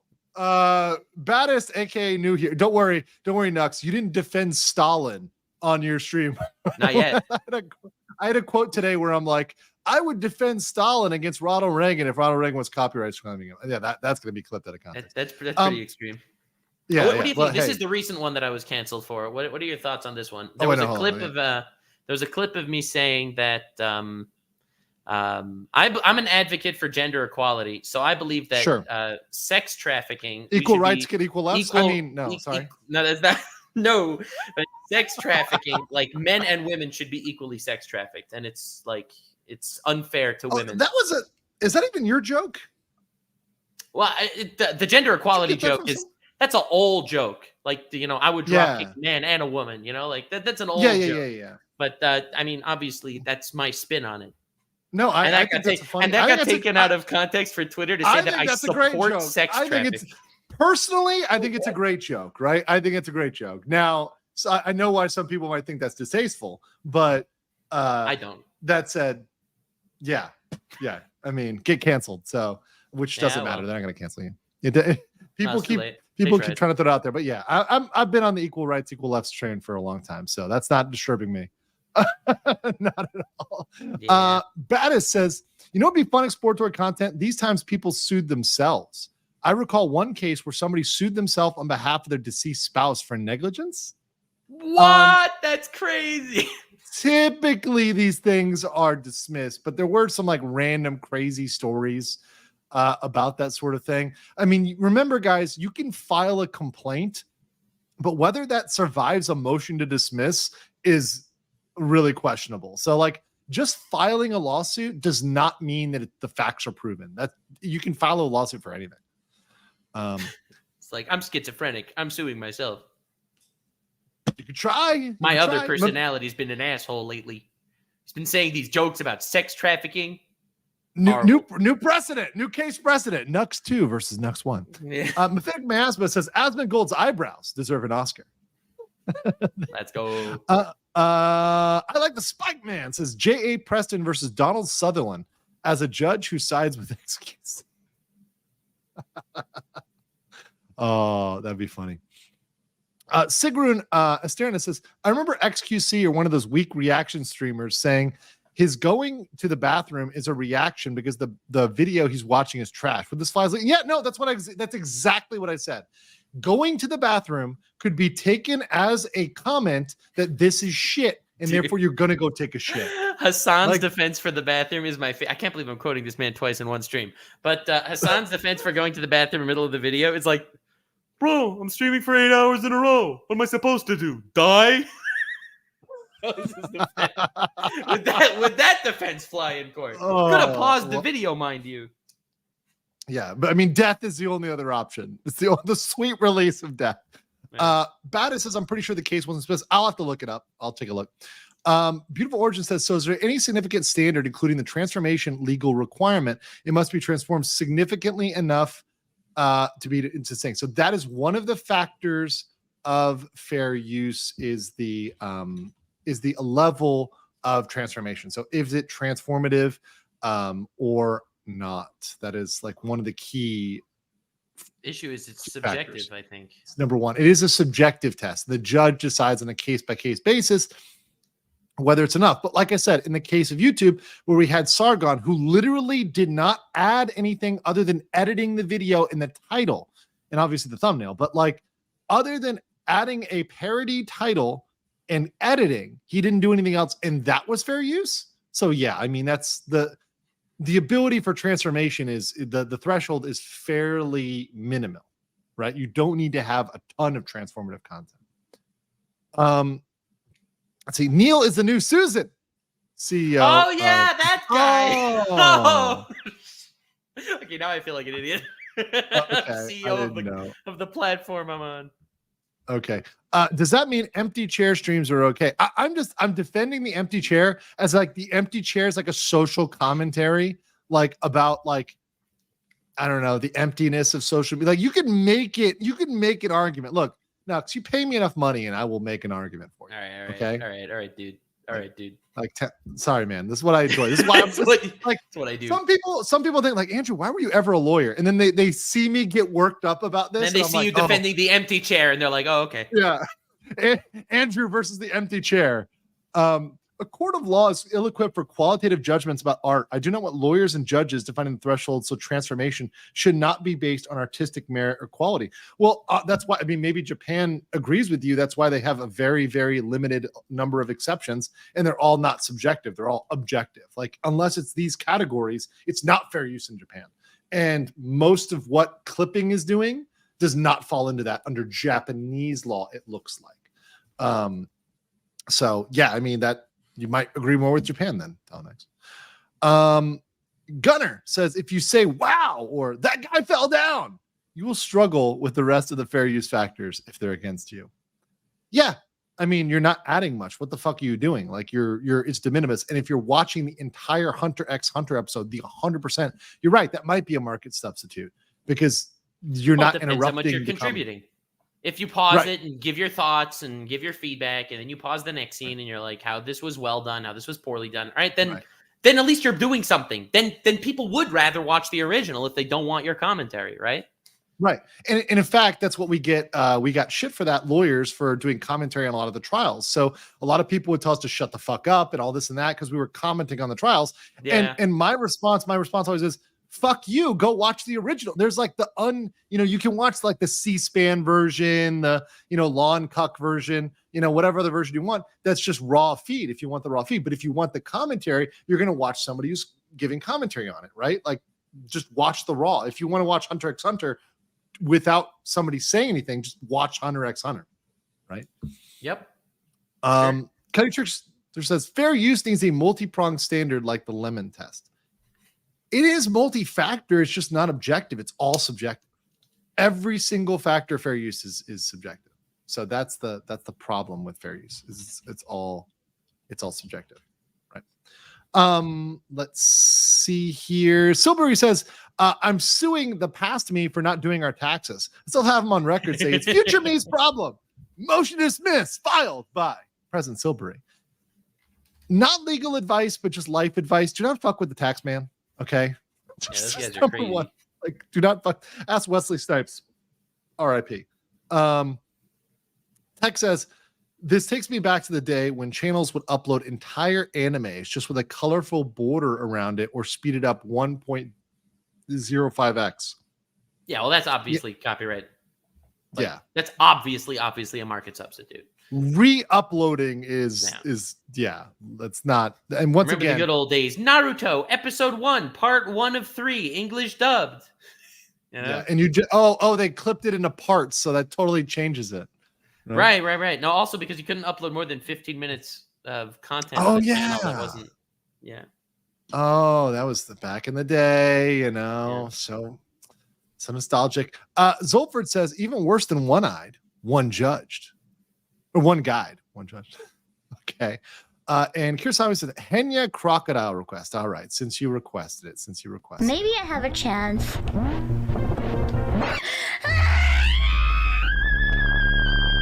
You goddamn crocodile! Go back to the fucking Florida!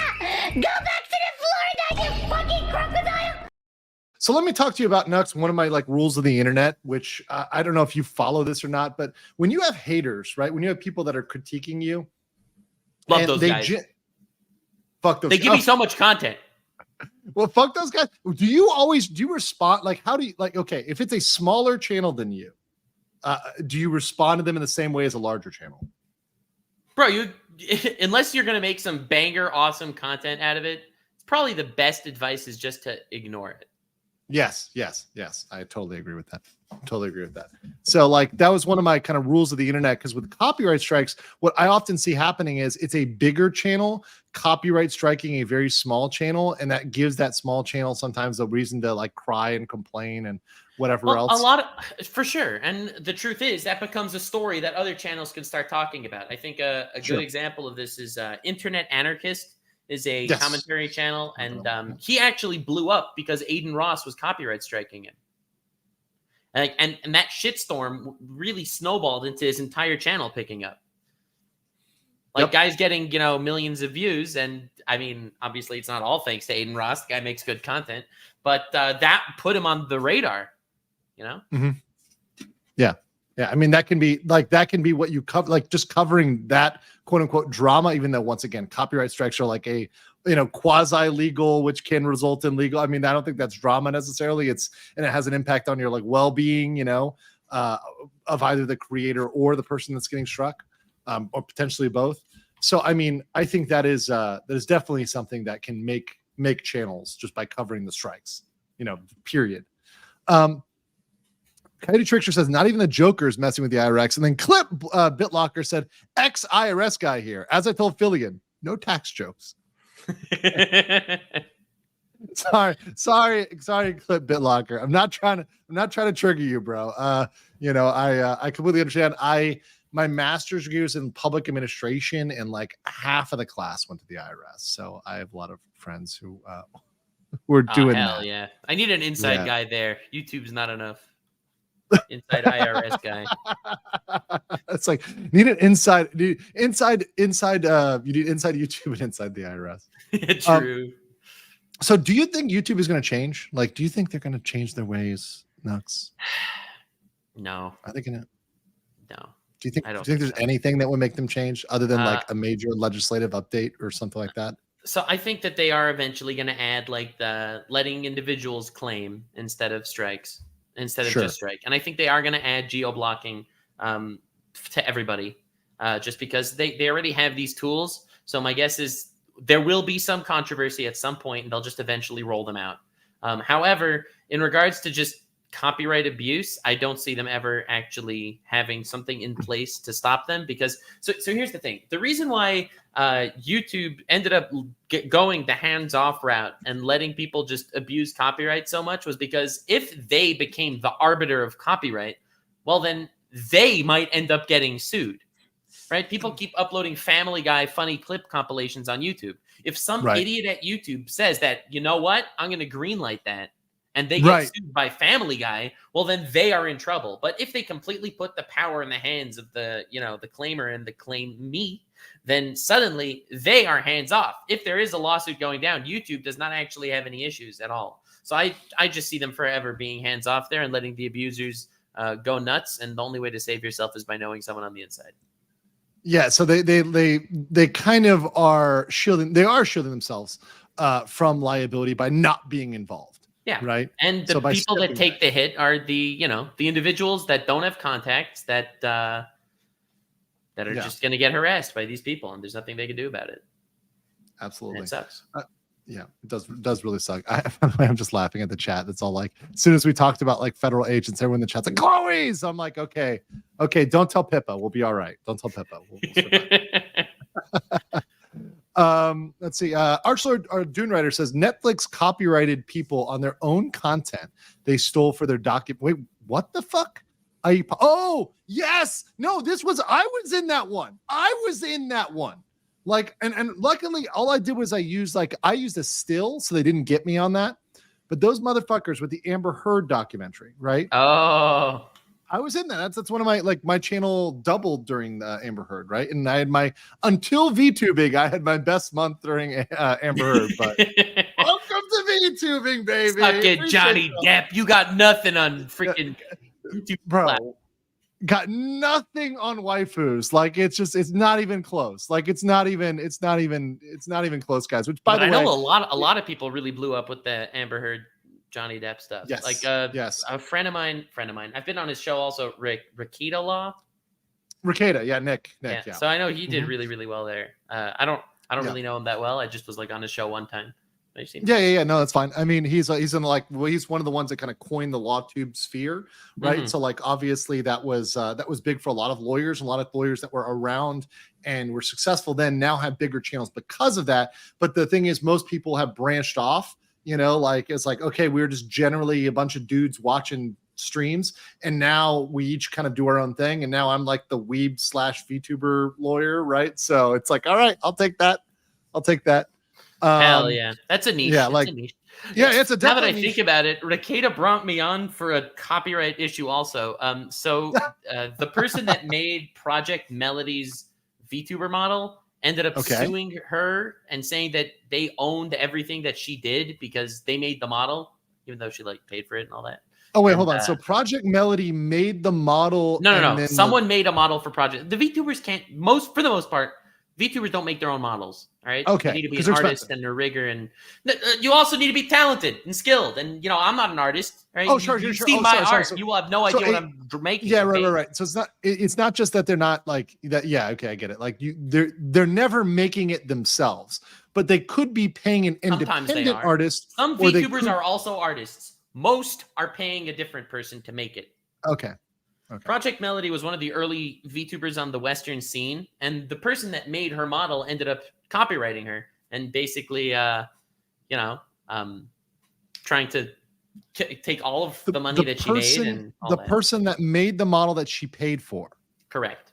Well, that's what clearly falls into what's called a work for hire.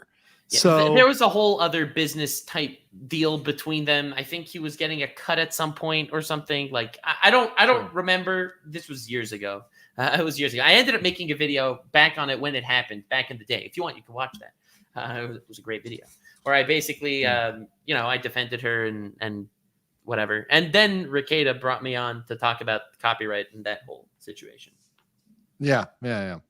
No, okay, that makes sense. I'm just the YouTube lawyer copyright weeb guy, I guess. Yeah, hey, that's still a good niche, right? It's still a good niche. Like the weeb copyright expert or like the VTuber copyright expert. I mean, it's only not an expert. I'm just a shit stirrer, okay? Like it doesn't matter. Give me too much credit.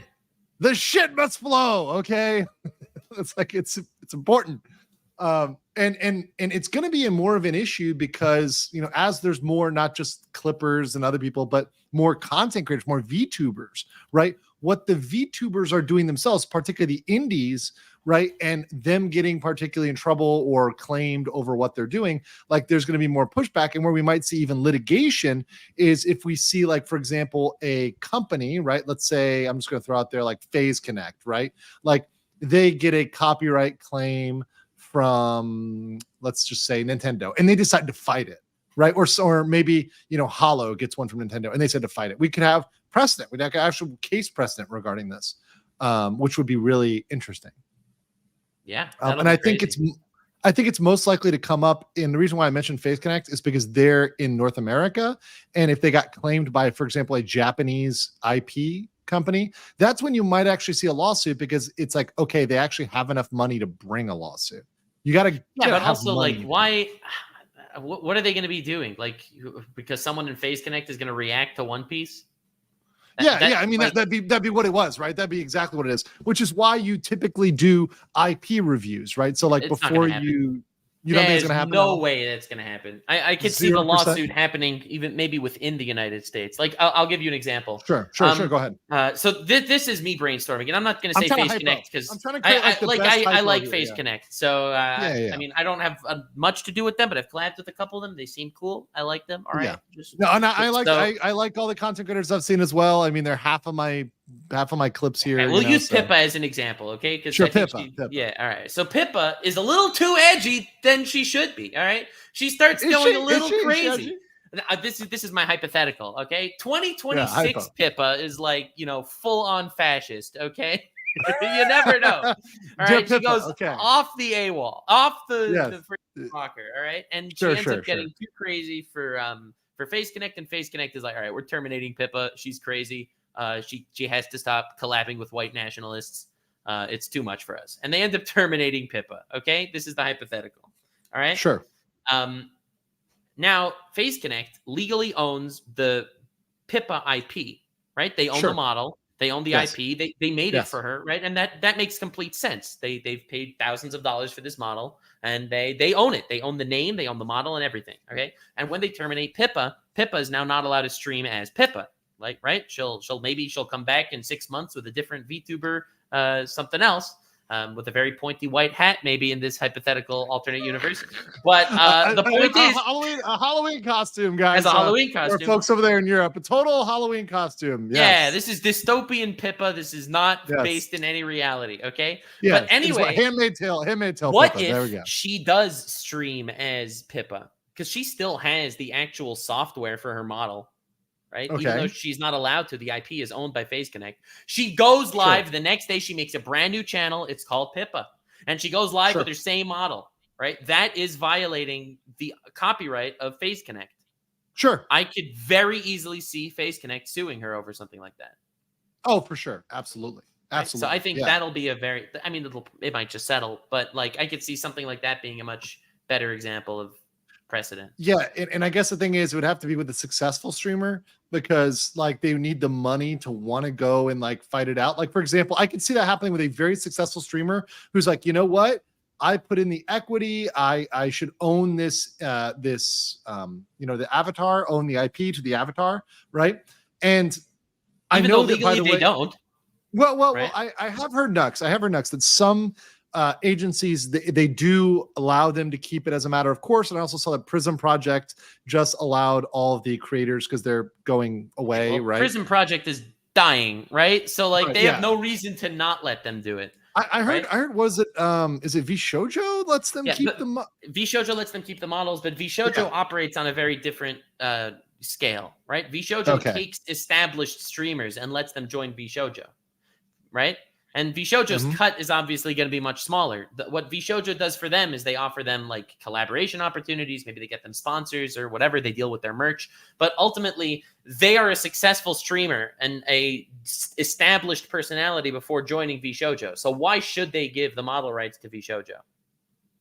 Yeah, right? It's a very different model. Something like Face Connect, they'll find a talent that doesn't have a streaming career, and they'll be like, "Listen, dude, we will give you a VTuber model that we're spending, $4,000 on, and it's pretty good, and we're going to give you a platform and all that, and they'll keep the IP, and that makes complete sense.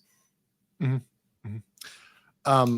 just have to get these real quick. Nick Cruiser with a Hail Pippa. Hi, And then, Pippa! of course, we have a Spike Man. Hail Pippa, the toothless rabbit fascist. Aubamich. Oh my God. Nux, All right, this is not made becoming a meme. this. This is not becoming a meme. No, not at all. Not at all. And meanwhile, everybody else is like, What the fuck? That clip was fair use. yes, that's very fair use. It's very transformative. Super transformative. All right. Kurosanji or Amber Turd? Who is the bigger bed crab? Damn. Well, one of them Literal or a is metaphorical bed crab? Yeah. I mean, you in the literal camp, but yeah, that's a good one. Nick Cruiser said, if you upload Family Guy clips, you totally deserve to be rated by American Dad. Damn. And then Hayden says, glory to Pakistan. Pakistan. There's the Pippa jihadis are like swinging through the window right now. Oh my God. And by the way, Archlord, I didn't finish my thought here, but about the documentary, this is actually a great example of how the big companies like Netflix get favorable consideration, because individual YouTubers, like the people they were copying, like Popcorn Planet, myself, Nick, Emily D. Baker, big creators that they were using content on, they never asked our opinion. They never asked for any of our permission. In fact, this is really controversial because all of us could have had claims against them for using our shit, right? Using our stuff without asking for our permission at all and without paying us. I think only one or two people were paid off of that by the Netflix documentary, despite the fact that it made a bunch of money. So there was definitely some questions there. Of course, whether or not it's worth it to engage in a huge lawsuit over speculative gains is whatever, right? I probably made more on I think I did make more on my video that I dropped on that, critiquing them for doing just that. So I'm like, look, my video is 100% profit and no litigation. So I'm just going to drop a video calling them out in their bullshit, which I did. It was great. It's fabulous. So, worked in my favor. Which once again, you find the non-legal solutions, right? Whether it's talking to the guy, talking to your Connect, making a Facebook, the Facebook, I'm booming over here. Once you went to court, you lost. Yeah, Already you go to court, you lost lose. once you get to court. You fucking lose. Like you 100% lose. But yeah, I can see some issues there, but frankly, you are right. Litigation is going to be few and far between in this area, and I think that the big companies, they know what to avoid. So the probability of like a Nijisanji or like a HoloLive violating the IP of some American company, like let's say Disney, right, or whatever, is very low. Like that probably is, and then they'll probably talk it out and come to a deal, and there'd be some money exchanged and paid off and not litigate. That's why I say when we might see it is like in the VTuber space would be something like the example I gave, where a company owns the IP and the talent goes ahead and uses it anyway. Sure. Because I could see that ending up in court. Sure. Muzzy Scout says, Pippa, best dictator, glory to Pakistan. God damn it. I should have used a different example, okay? Oh God, that's fucking great. All right. I promised everybody to get to this video. So are you down to watch my videos for about 10 minutes here on my rules of the internet? And you can dissent from them if you want, Nux. I do appreciate it. I should probably get going. I hope no problem. Enjoy your video. Yes. I want to make sure we got all that out. What do you got coming up on your channel so we can promote that? And by the way, guys, Nux is, of course, you guys should know Nux, but he's tagged in the description and in the title as well. I don't really, I'm working on a really huge major project that will probably take months to make. So this is the worst time to plug it. However, that's happening eventually. Also, I do borderline copyright violations reaction content on my second channel. That was a joke. It's all fair use. In fact, not only is my reaction content transformative, but I basically get permission from almost everybody that I react to. Also, just like, because I don't want to set and I want to say, I told people right in the beginning about licenses and permission. The number one thing you can do to stop stuff is to get express permission, right? And as a content creator, I'll say I appreciate when people ask me first, right? It's Yeah, just it's a base level of respect. It's nice when someone's like, "Hey, can I clip you?" I'm like, "Go right ahead. I will not just that, I'll promote you for For clipping example, me a friend of if your you ask me." show, Rima Evanstar, Yeah, right? Rima, So yeah, good friend. yeah, so she did a video about Nijisanji like right before all this drama started, which is kind of funny. And she had a really good graphic of the Nijisanji logo in her thumbnail. Like a really, really good graphic of it, like with cracks in it and everything. And I was like, damn, this is way better than the regular Nijisanji logo. And if you'll notice, that logo is in like 10 thumbnails on my channel. Yeah. But do you ask her though, right? I asked her, obviously. Yeah, exactly. So it's like that goes a long way, and it's like a basic human thing, right? And then people are dropping the ponies in the chat. We're gonna have a new horse emoji in the chat for Rima when she shows up. So that's coming up. Nux, brother, thank you so much for hanging out. I know we'll collab in the future, so definitely appreciate you, brother, and thanks for stopping by. Hell yeah! Thank you for having me. Always a pleasure. It's really nice to meet you. You're a good dude. And I'm honored to collab with you and stuff. It's been fun. Like we had a really great conversation like on our Some Morning Gamers podcast, and like it's just been really chill. And like honestly, I like people that can like raise the level of the conversation but still have fun doing it. And that seems to be every time we talk, which is pretty cool. Hell yeah. Well, I'm again honored to be here. Everyone in chat, thank you for being such a gentleman, aside from like a couple of you that want me dead probably. But at least some. That's how you me. know you're doing it right. You're not doing it right, Nux, unless 100%. Some people want you dead. No one ever called me a centrist. All right, brother. Take it easy, and I'll catch you next time. All right. Bye-bye. All right, peace. Do you care? Oh, there you go. I got you. All right. So let me do this here. Muzzy Skeleton, 20 legal mindset memberships. Appreciate you very, very much. And I like the Spike Man, who says, in before VTuber dark web is a term with legal mindset, Nux, Parrot, Rima, DN, Lydia, Gator, Doki, FaZe, and many others get dragged. Wait, what? VTuber dark web. Oh, I love that. Like the VTuber dark web for being slightly edgy and just overall fun internet people. I can see the BuzzFeed article already. Oh, it's going to happen. I'm going to tell you guys real quick. I mean, look, I know I'm not without controversy, and I'm not without problems, right? Like obviously people are going to like come at me, but that said, I try to give my best takes and have fun and, educate people while I'm doing it. But yeah, that'd be hilarious. Please come at me. That'd be funny. Be funny. Baddest says, fun story. My boss's wife. Oh no. Is a photographer. Okay, that's where you're going with this. This is not going like Rushia level. Okay. Who took pictures for someone with a weird thing that was allowed for any use for a set period, but it lapsed and wasn't renewed. They later used it for a movie about someone stealing someone else's photos. The irony. She sued the creator of the movie. Yeah. I mean, they should pay you for that specific use. If it's going to be used in a, like, if they know they're buying it for a specific use and it's kind of misleading, I mean, that makes sense. I see you in the chat like that. Yeah, otaku culture is far right. That ship has sailed. And by the way, I would say from the people that have responded to me and wrote me in the comments, like I see people of all political spectrums and even people that are appreciating my content that are of every single political spectrum. So, just FYI, I think it's pretty broad spectrum here.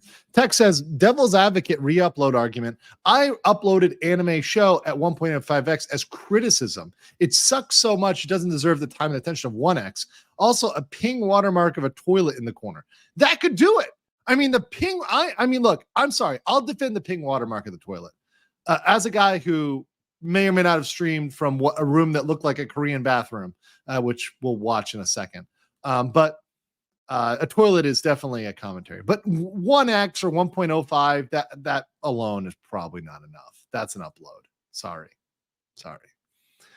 All right, let's do it. So here is my rules of the internet back from a year ago. Also, shout out to the toilet emojis. For those that know they're there, there's indeed a toilet here. You guys can spam toilets in the chat as we watch my toilet stream from Korea back in the day. Let me rock this. Let's go to the rules of the internet. because this is, I think, where we need to really talk. And this is the thing that I think people don't understand. Because once again, if you were a lawyer, okay, real quick, guys, this was back in the day. I was in Korea. I had already slammed a beer. I was in Seoul. I was in a different area. I was in an area near Yeoksam, Yeoksamyeok. I moved eventually to Apgujeong. I lived most of my time in Apgujeong, but this is when I was in Yeoksam. It's still in Gangnam though, so still in Seoul as well. But my apartment numero uno there. So let's continue with this. What you probably have focused your entire life doing is focusing on the law and not focusing on reality or business or social acuity.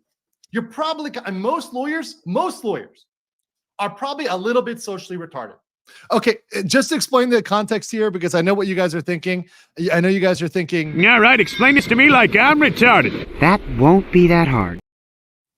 But this is back when there was a particular lawyer that copyrighted struck a video. So what I was explaining is that most lawyers are socially dumb. And what they tend to do when they're giving you legal commentary is lawyers on the internet tend to only explain the law. They don't understand business. They don't understand reality, and they don't understand the rules of the internet because they are what we call lawtistic, which means they just focus on the letter of the law and not the reality of business, life, politics, the universe, and everything, and certainly not the laws of the internet.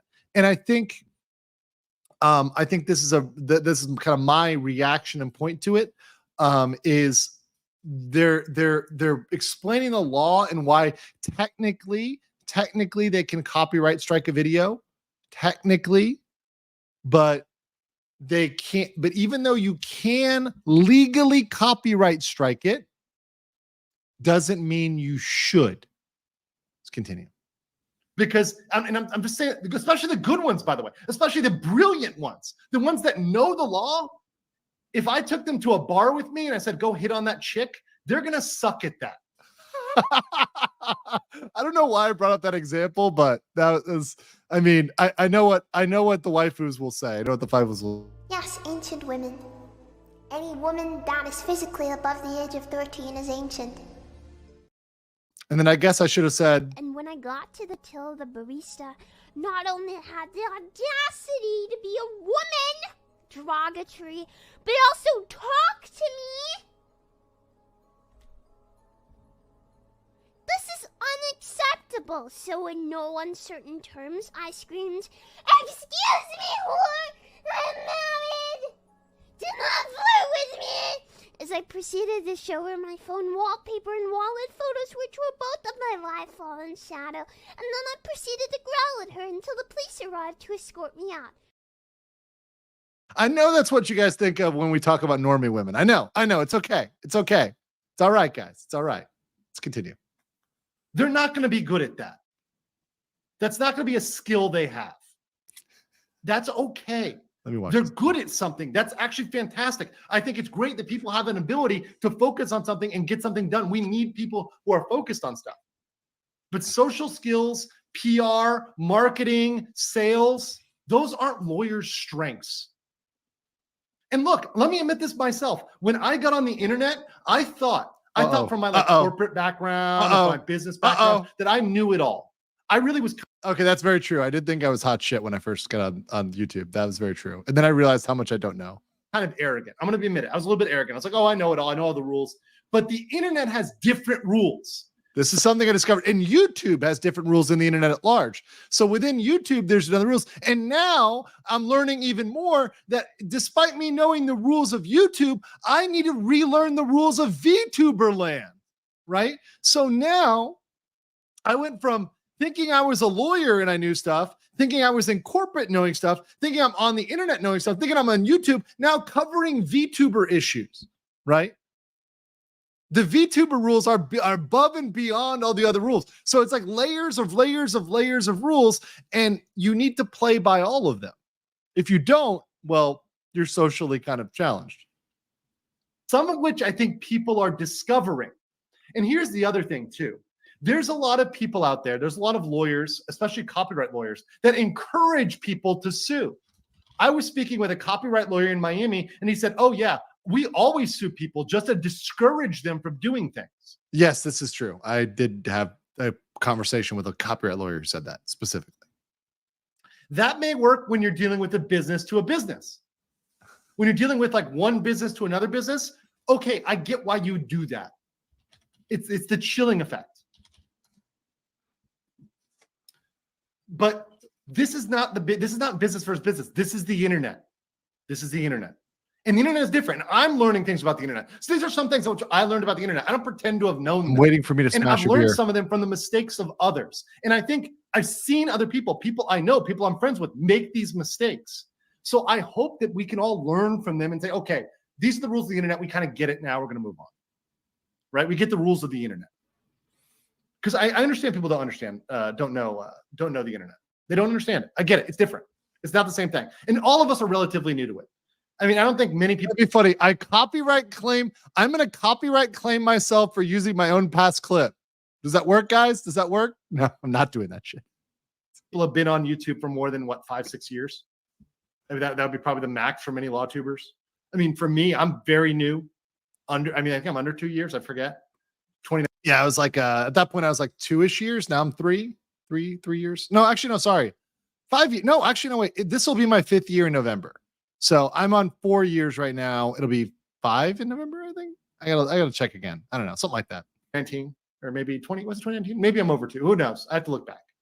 Point of the matter is that I was a small channel for a very long time. So I get this stuff. Rules of the internet. So let's start with rule number 1 of the internet. I like this Cody Trickster for 5. You know nothing, Andrew Snow. Yes, I literally did not. And I didn't even go down. This is before the rabbit hole, guys. Far before the hole. Number 1 of the internet. And this is something that this is one thing I didn't know or kind of intrinsically know,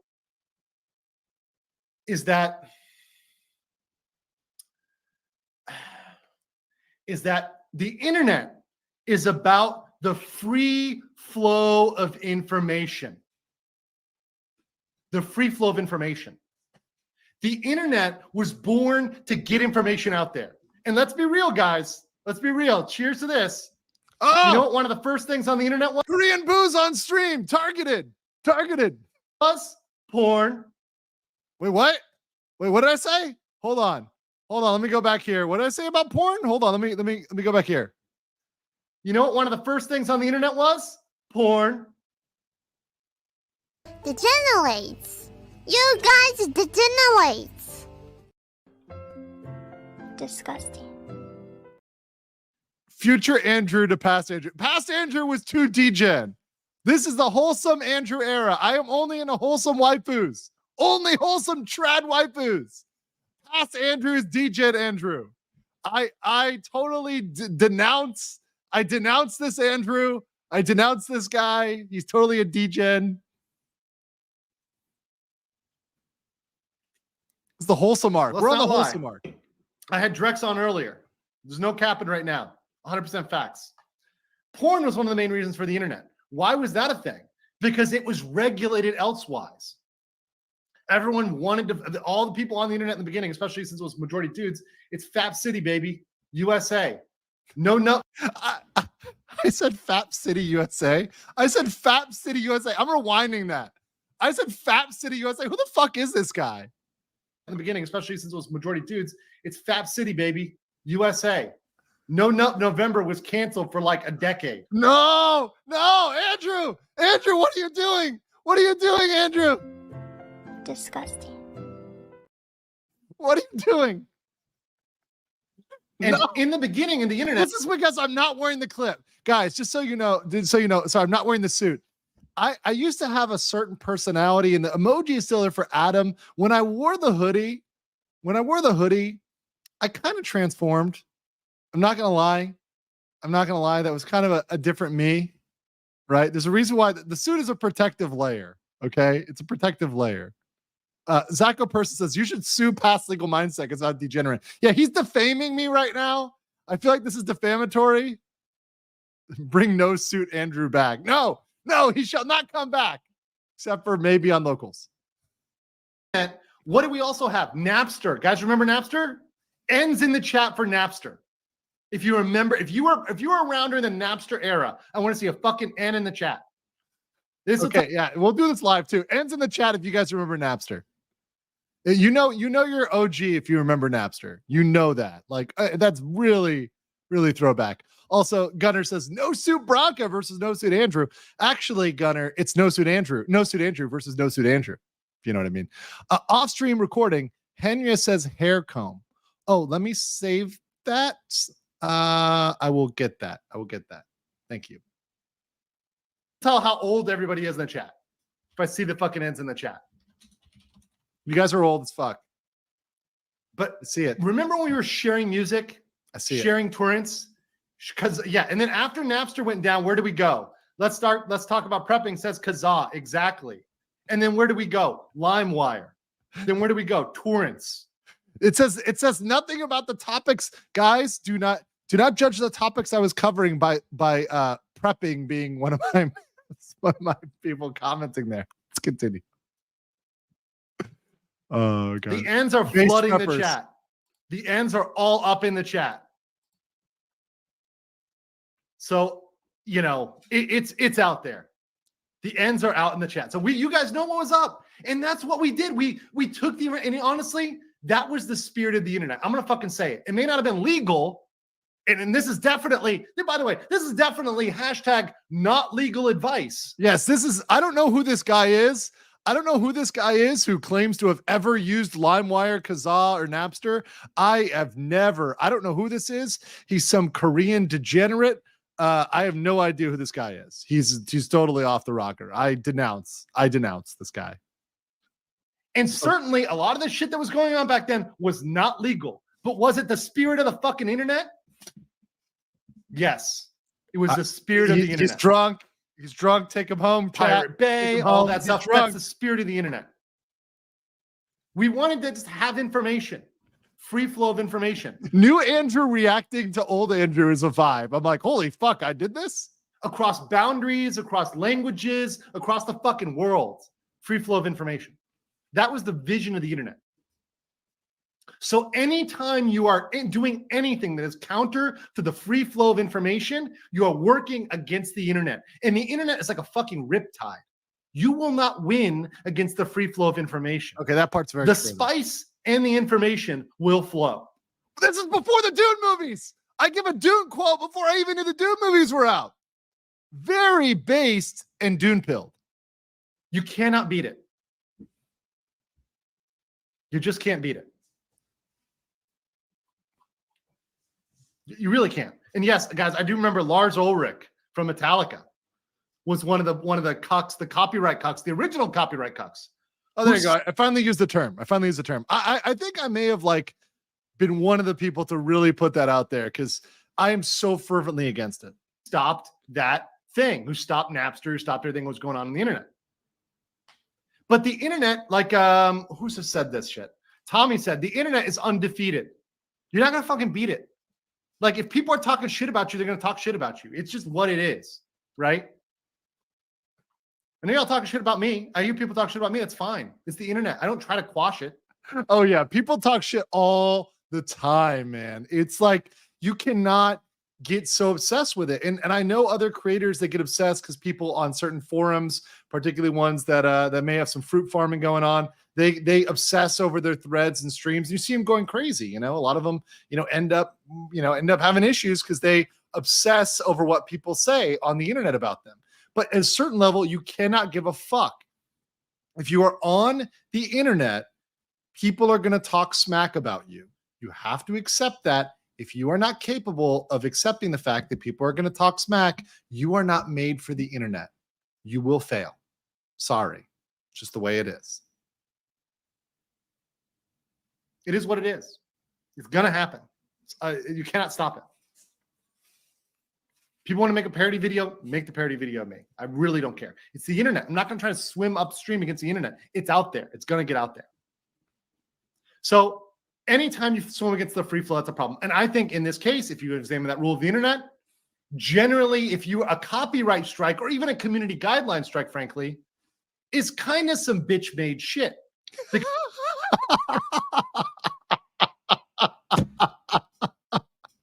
Oh man, okay. Fighting monkey とかさ Oh, bro, giving it to him there. Monkeys in the chat for calling out people for their bitch made shit.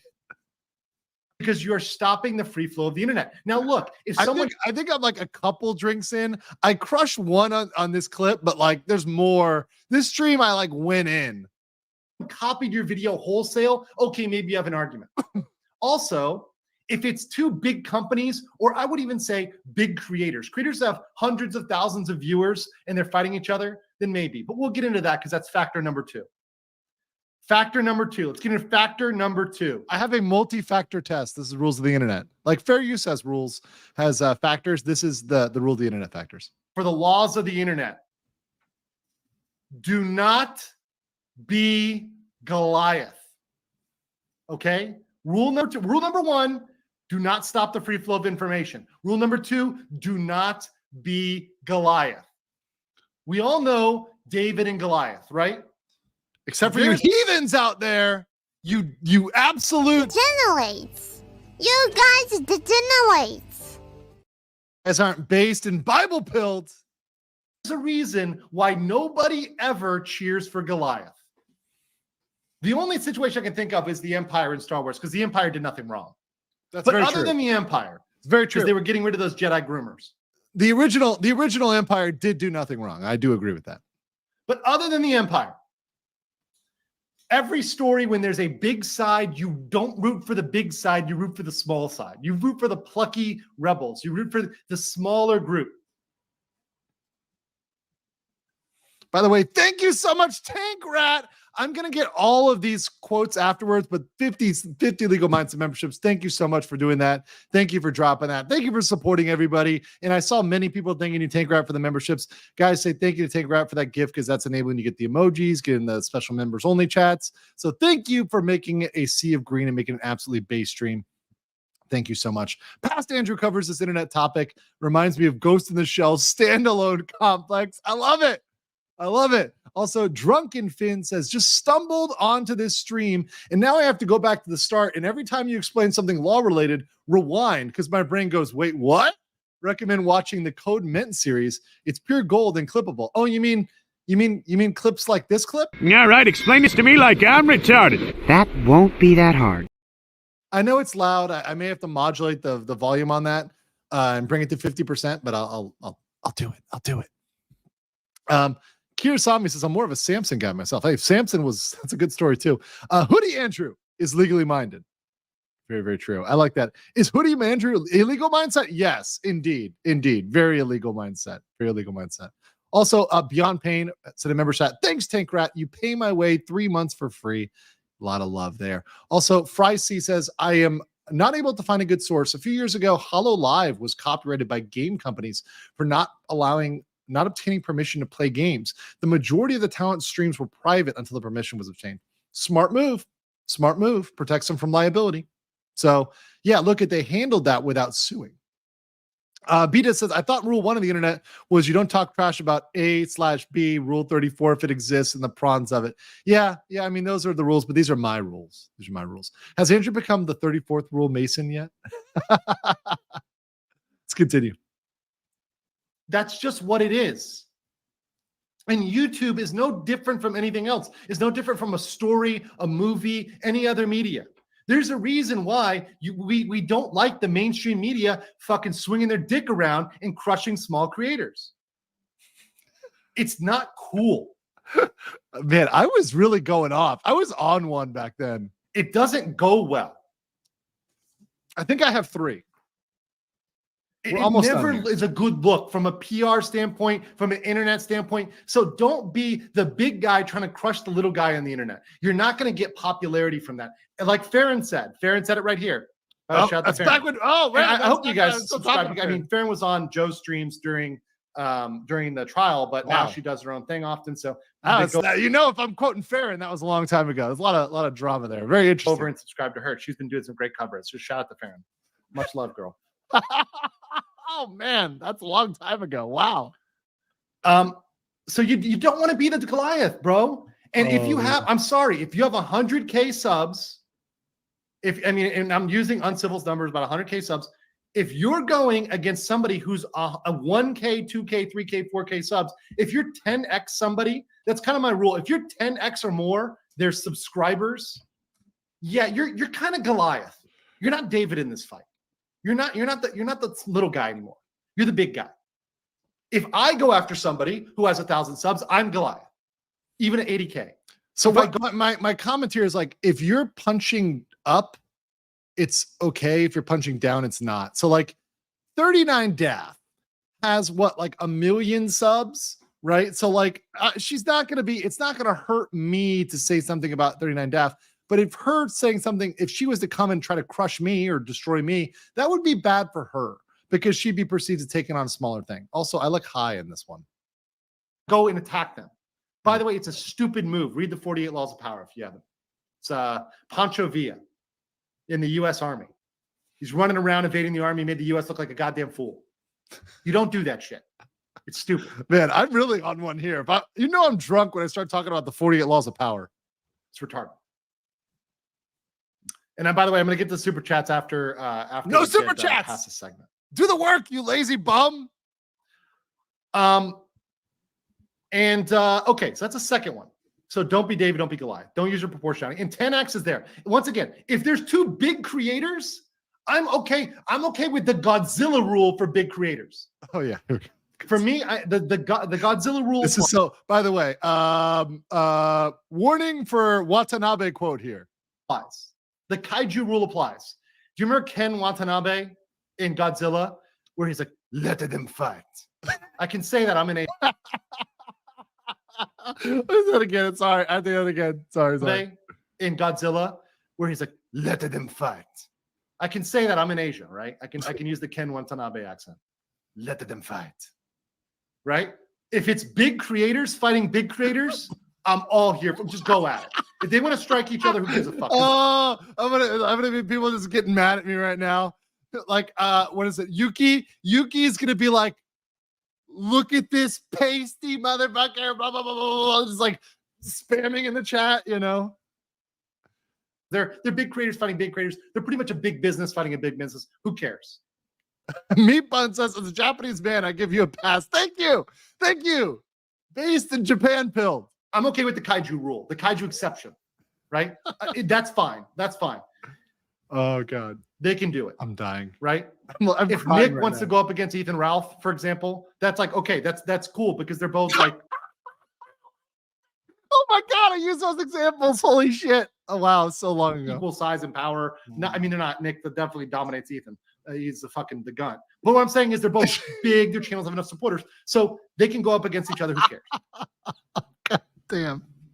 Oh my God.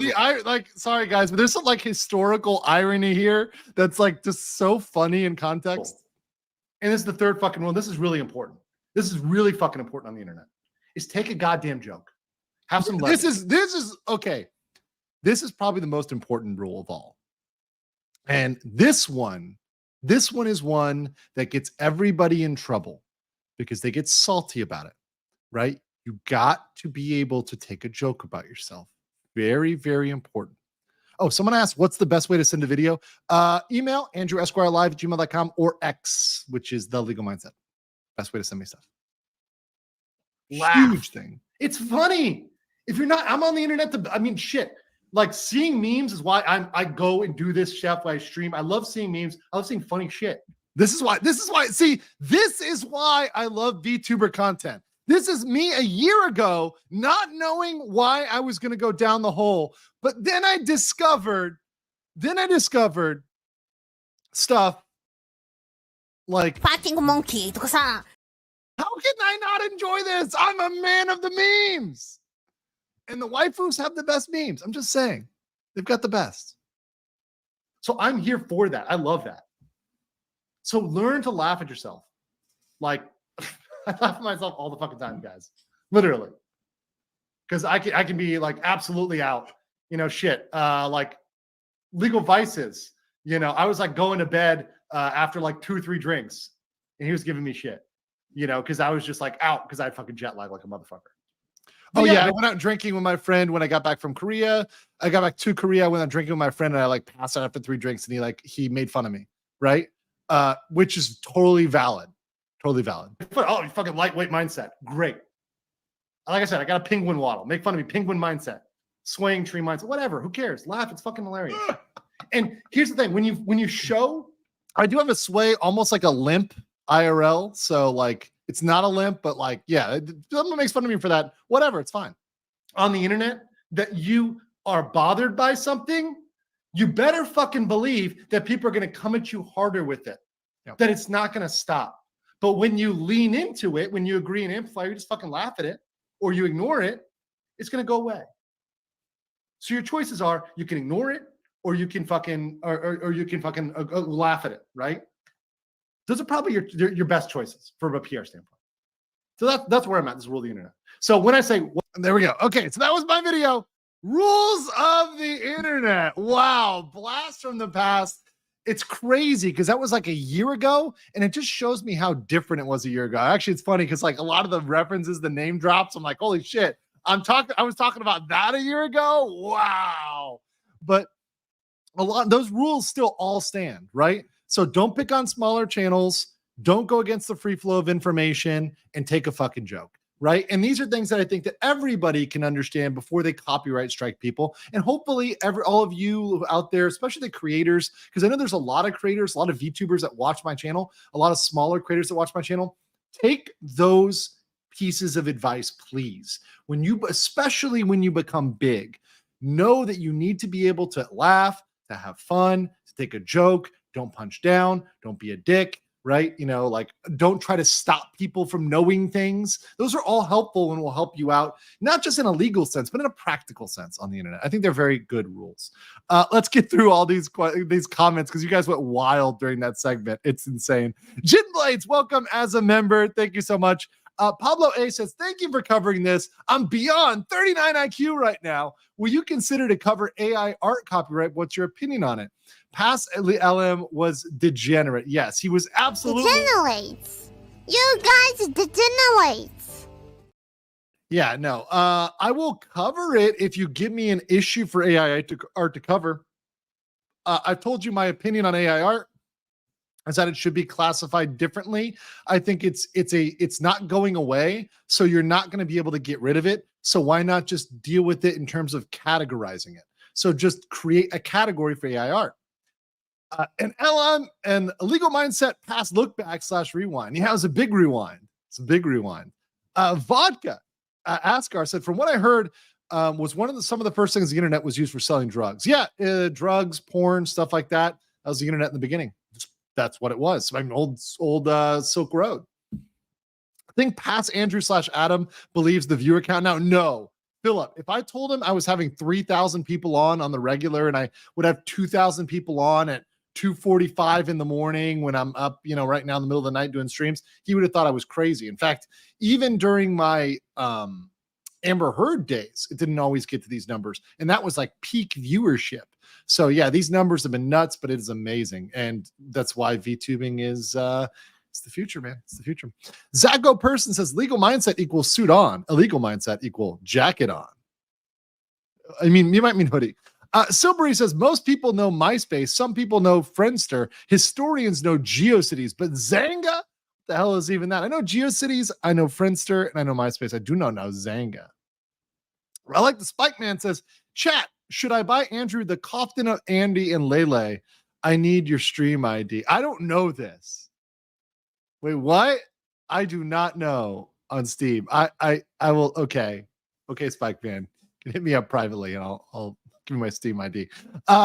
Potato Radio said, if you want a blast from the past, Metallica Napster Bad 268 16 years ago. Wow, yeah, long time ago. Katie Trickster says, don't be Goliath and don't provoke Lube. Yeah, don't piss him off. Don't piss him off. Don't steal Diao Chan. Those who take themselves too seriously run the risk of becoming a joke. Yes, and everybody else will profit from that joke because they take themselves too seriously. Mechanist Golden Gear says, just don't look into the onion net. Now you're going to make me look because you told me not to do it. Now I'm going to do it. No, do it. Oh, sorry. Lubu. It's Lubu. Lubu. Thank you. Dynasty Warriors, yes. Muso attack. All right. We're going to play. Someone told me the real GFE because I promised to play this clip at the end. So here we go with the real GFE. You get another clip here.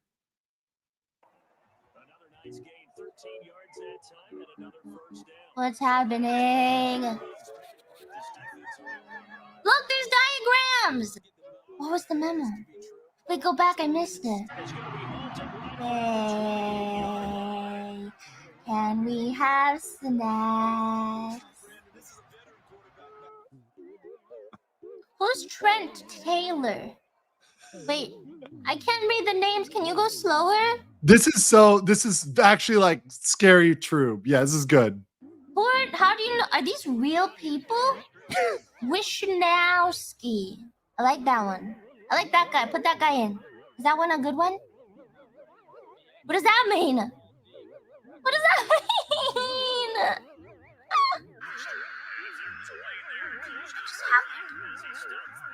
What was that?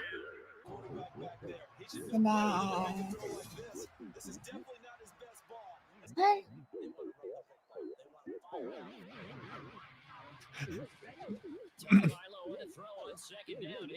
What does that mean? That is like totally too real girlfriend energy. That's like ultra real girlfriend energy. Linmar says, "Hey Andrew, do you have any clips of your Kim Jong-un rebel phase?" Oh, you mean this?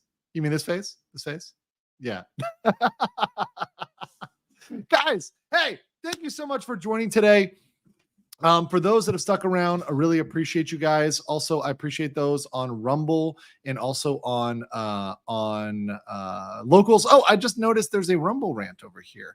It's real quick. So let me get this Rumble rant. This is from Jonathan, who says, "Thanks for the stream. Could use some mods in the Rumble ghetto. A lot of spam in the chat." Yeah, I have to increase this and fix the bots over there. So I will get on that for Rumble. Thank you guys for that. And also here on YouTube, 2 more. The Coffin of Andy and Lile is an indie horror VN with controversial themes like murder, government overreach in the face of novel pandemic, cannibalism, and something else. All right. Increst. Okay. Giant Mess says, "With AI, I think the only time AI pictures could be sold should be if I draw the stuff separate and allow AI to put it together." I mean, AI sold? I don't know. Well, that legally there's some different scenarios, right? Like, what do you own? What do you not own? What is unique? You putting in the terms into the AI, like who has the right to sell that? That's a very interesting question. There could be some limitations on that, but once again, are you going to stop people from selling AI art? No, but is the price point going to probably be pretty low because anybody can just generate it? Yeah, the price point is probably going to be pretty low on the AI art you sell. That said, appreciate y'all. I'm going to be looking into some very interesting issues. If you guys don't know and you guys didn't catch it, right? I have some stuff I'm looking into investigating. I cannot talk about it right now, but it's going to be big and it's going to break on this stream, and you guys are going to see it first on the stream. So stay tuned, stick around. I'll see you guys back probably same time tomorrow, if not, maybe in the PM. But other than that, guys, take care. Appreciate you all. Catch you later. Peace.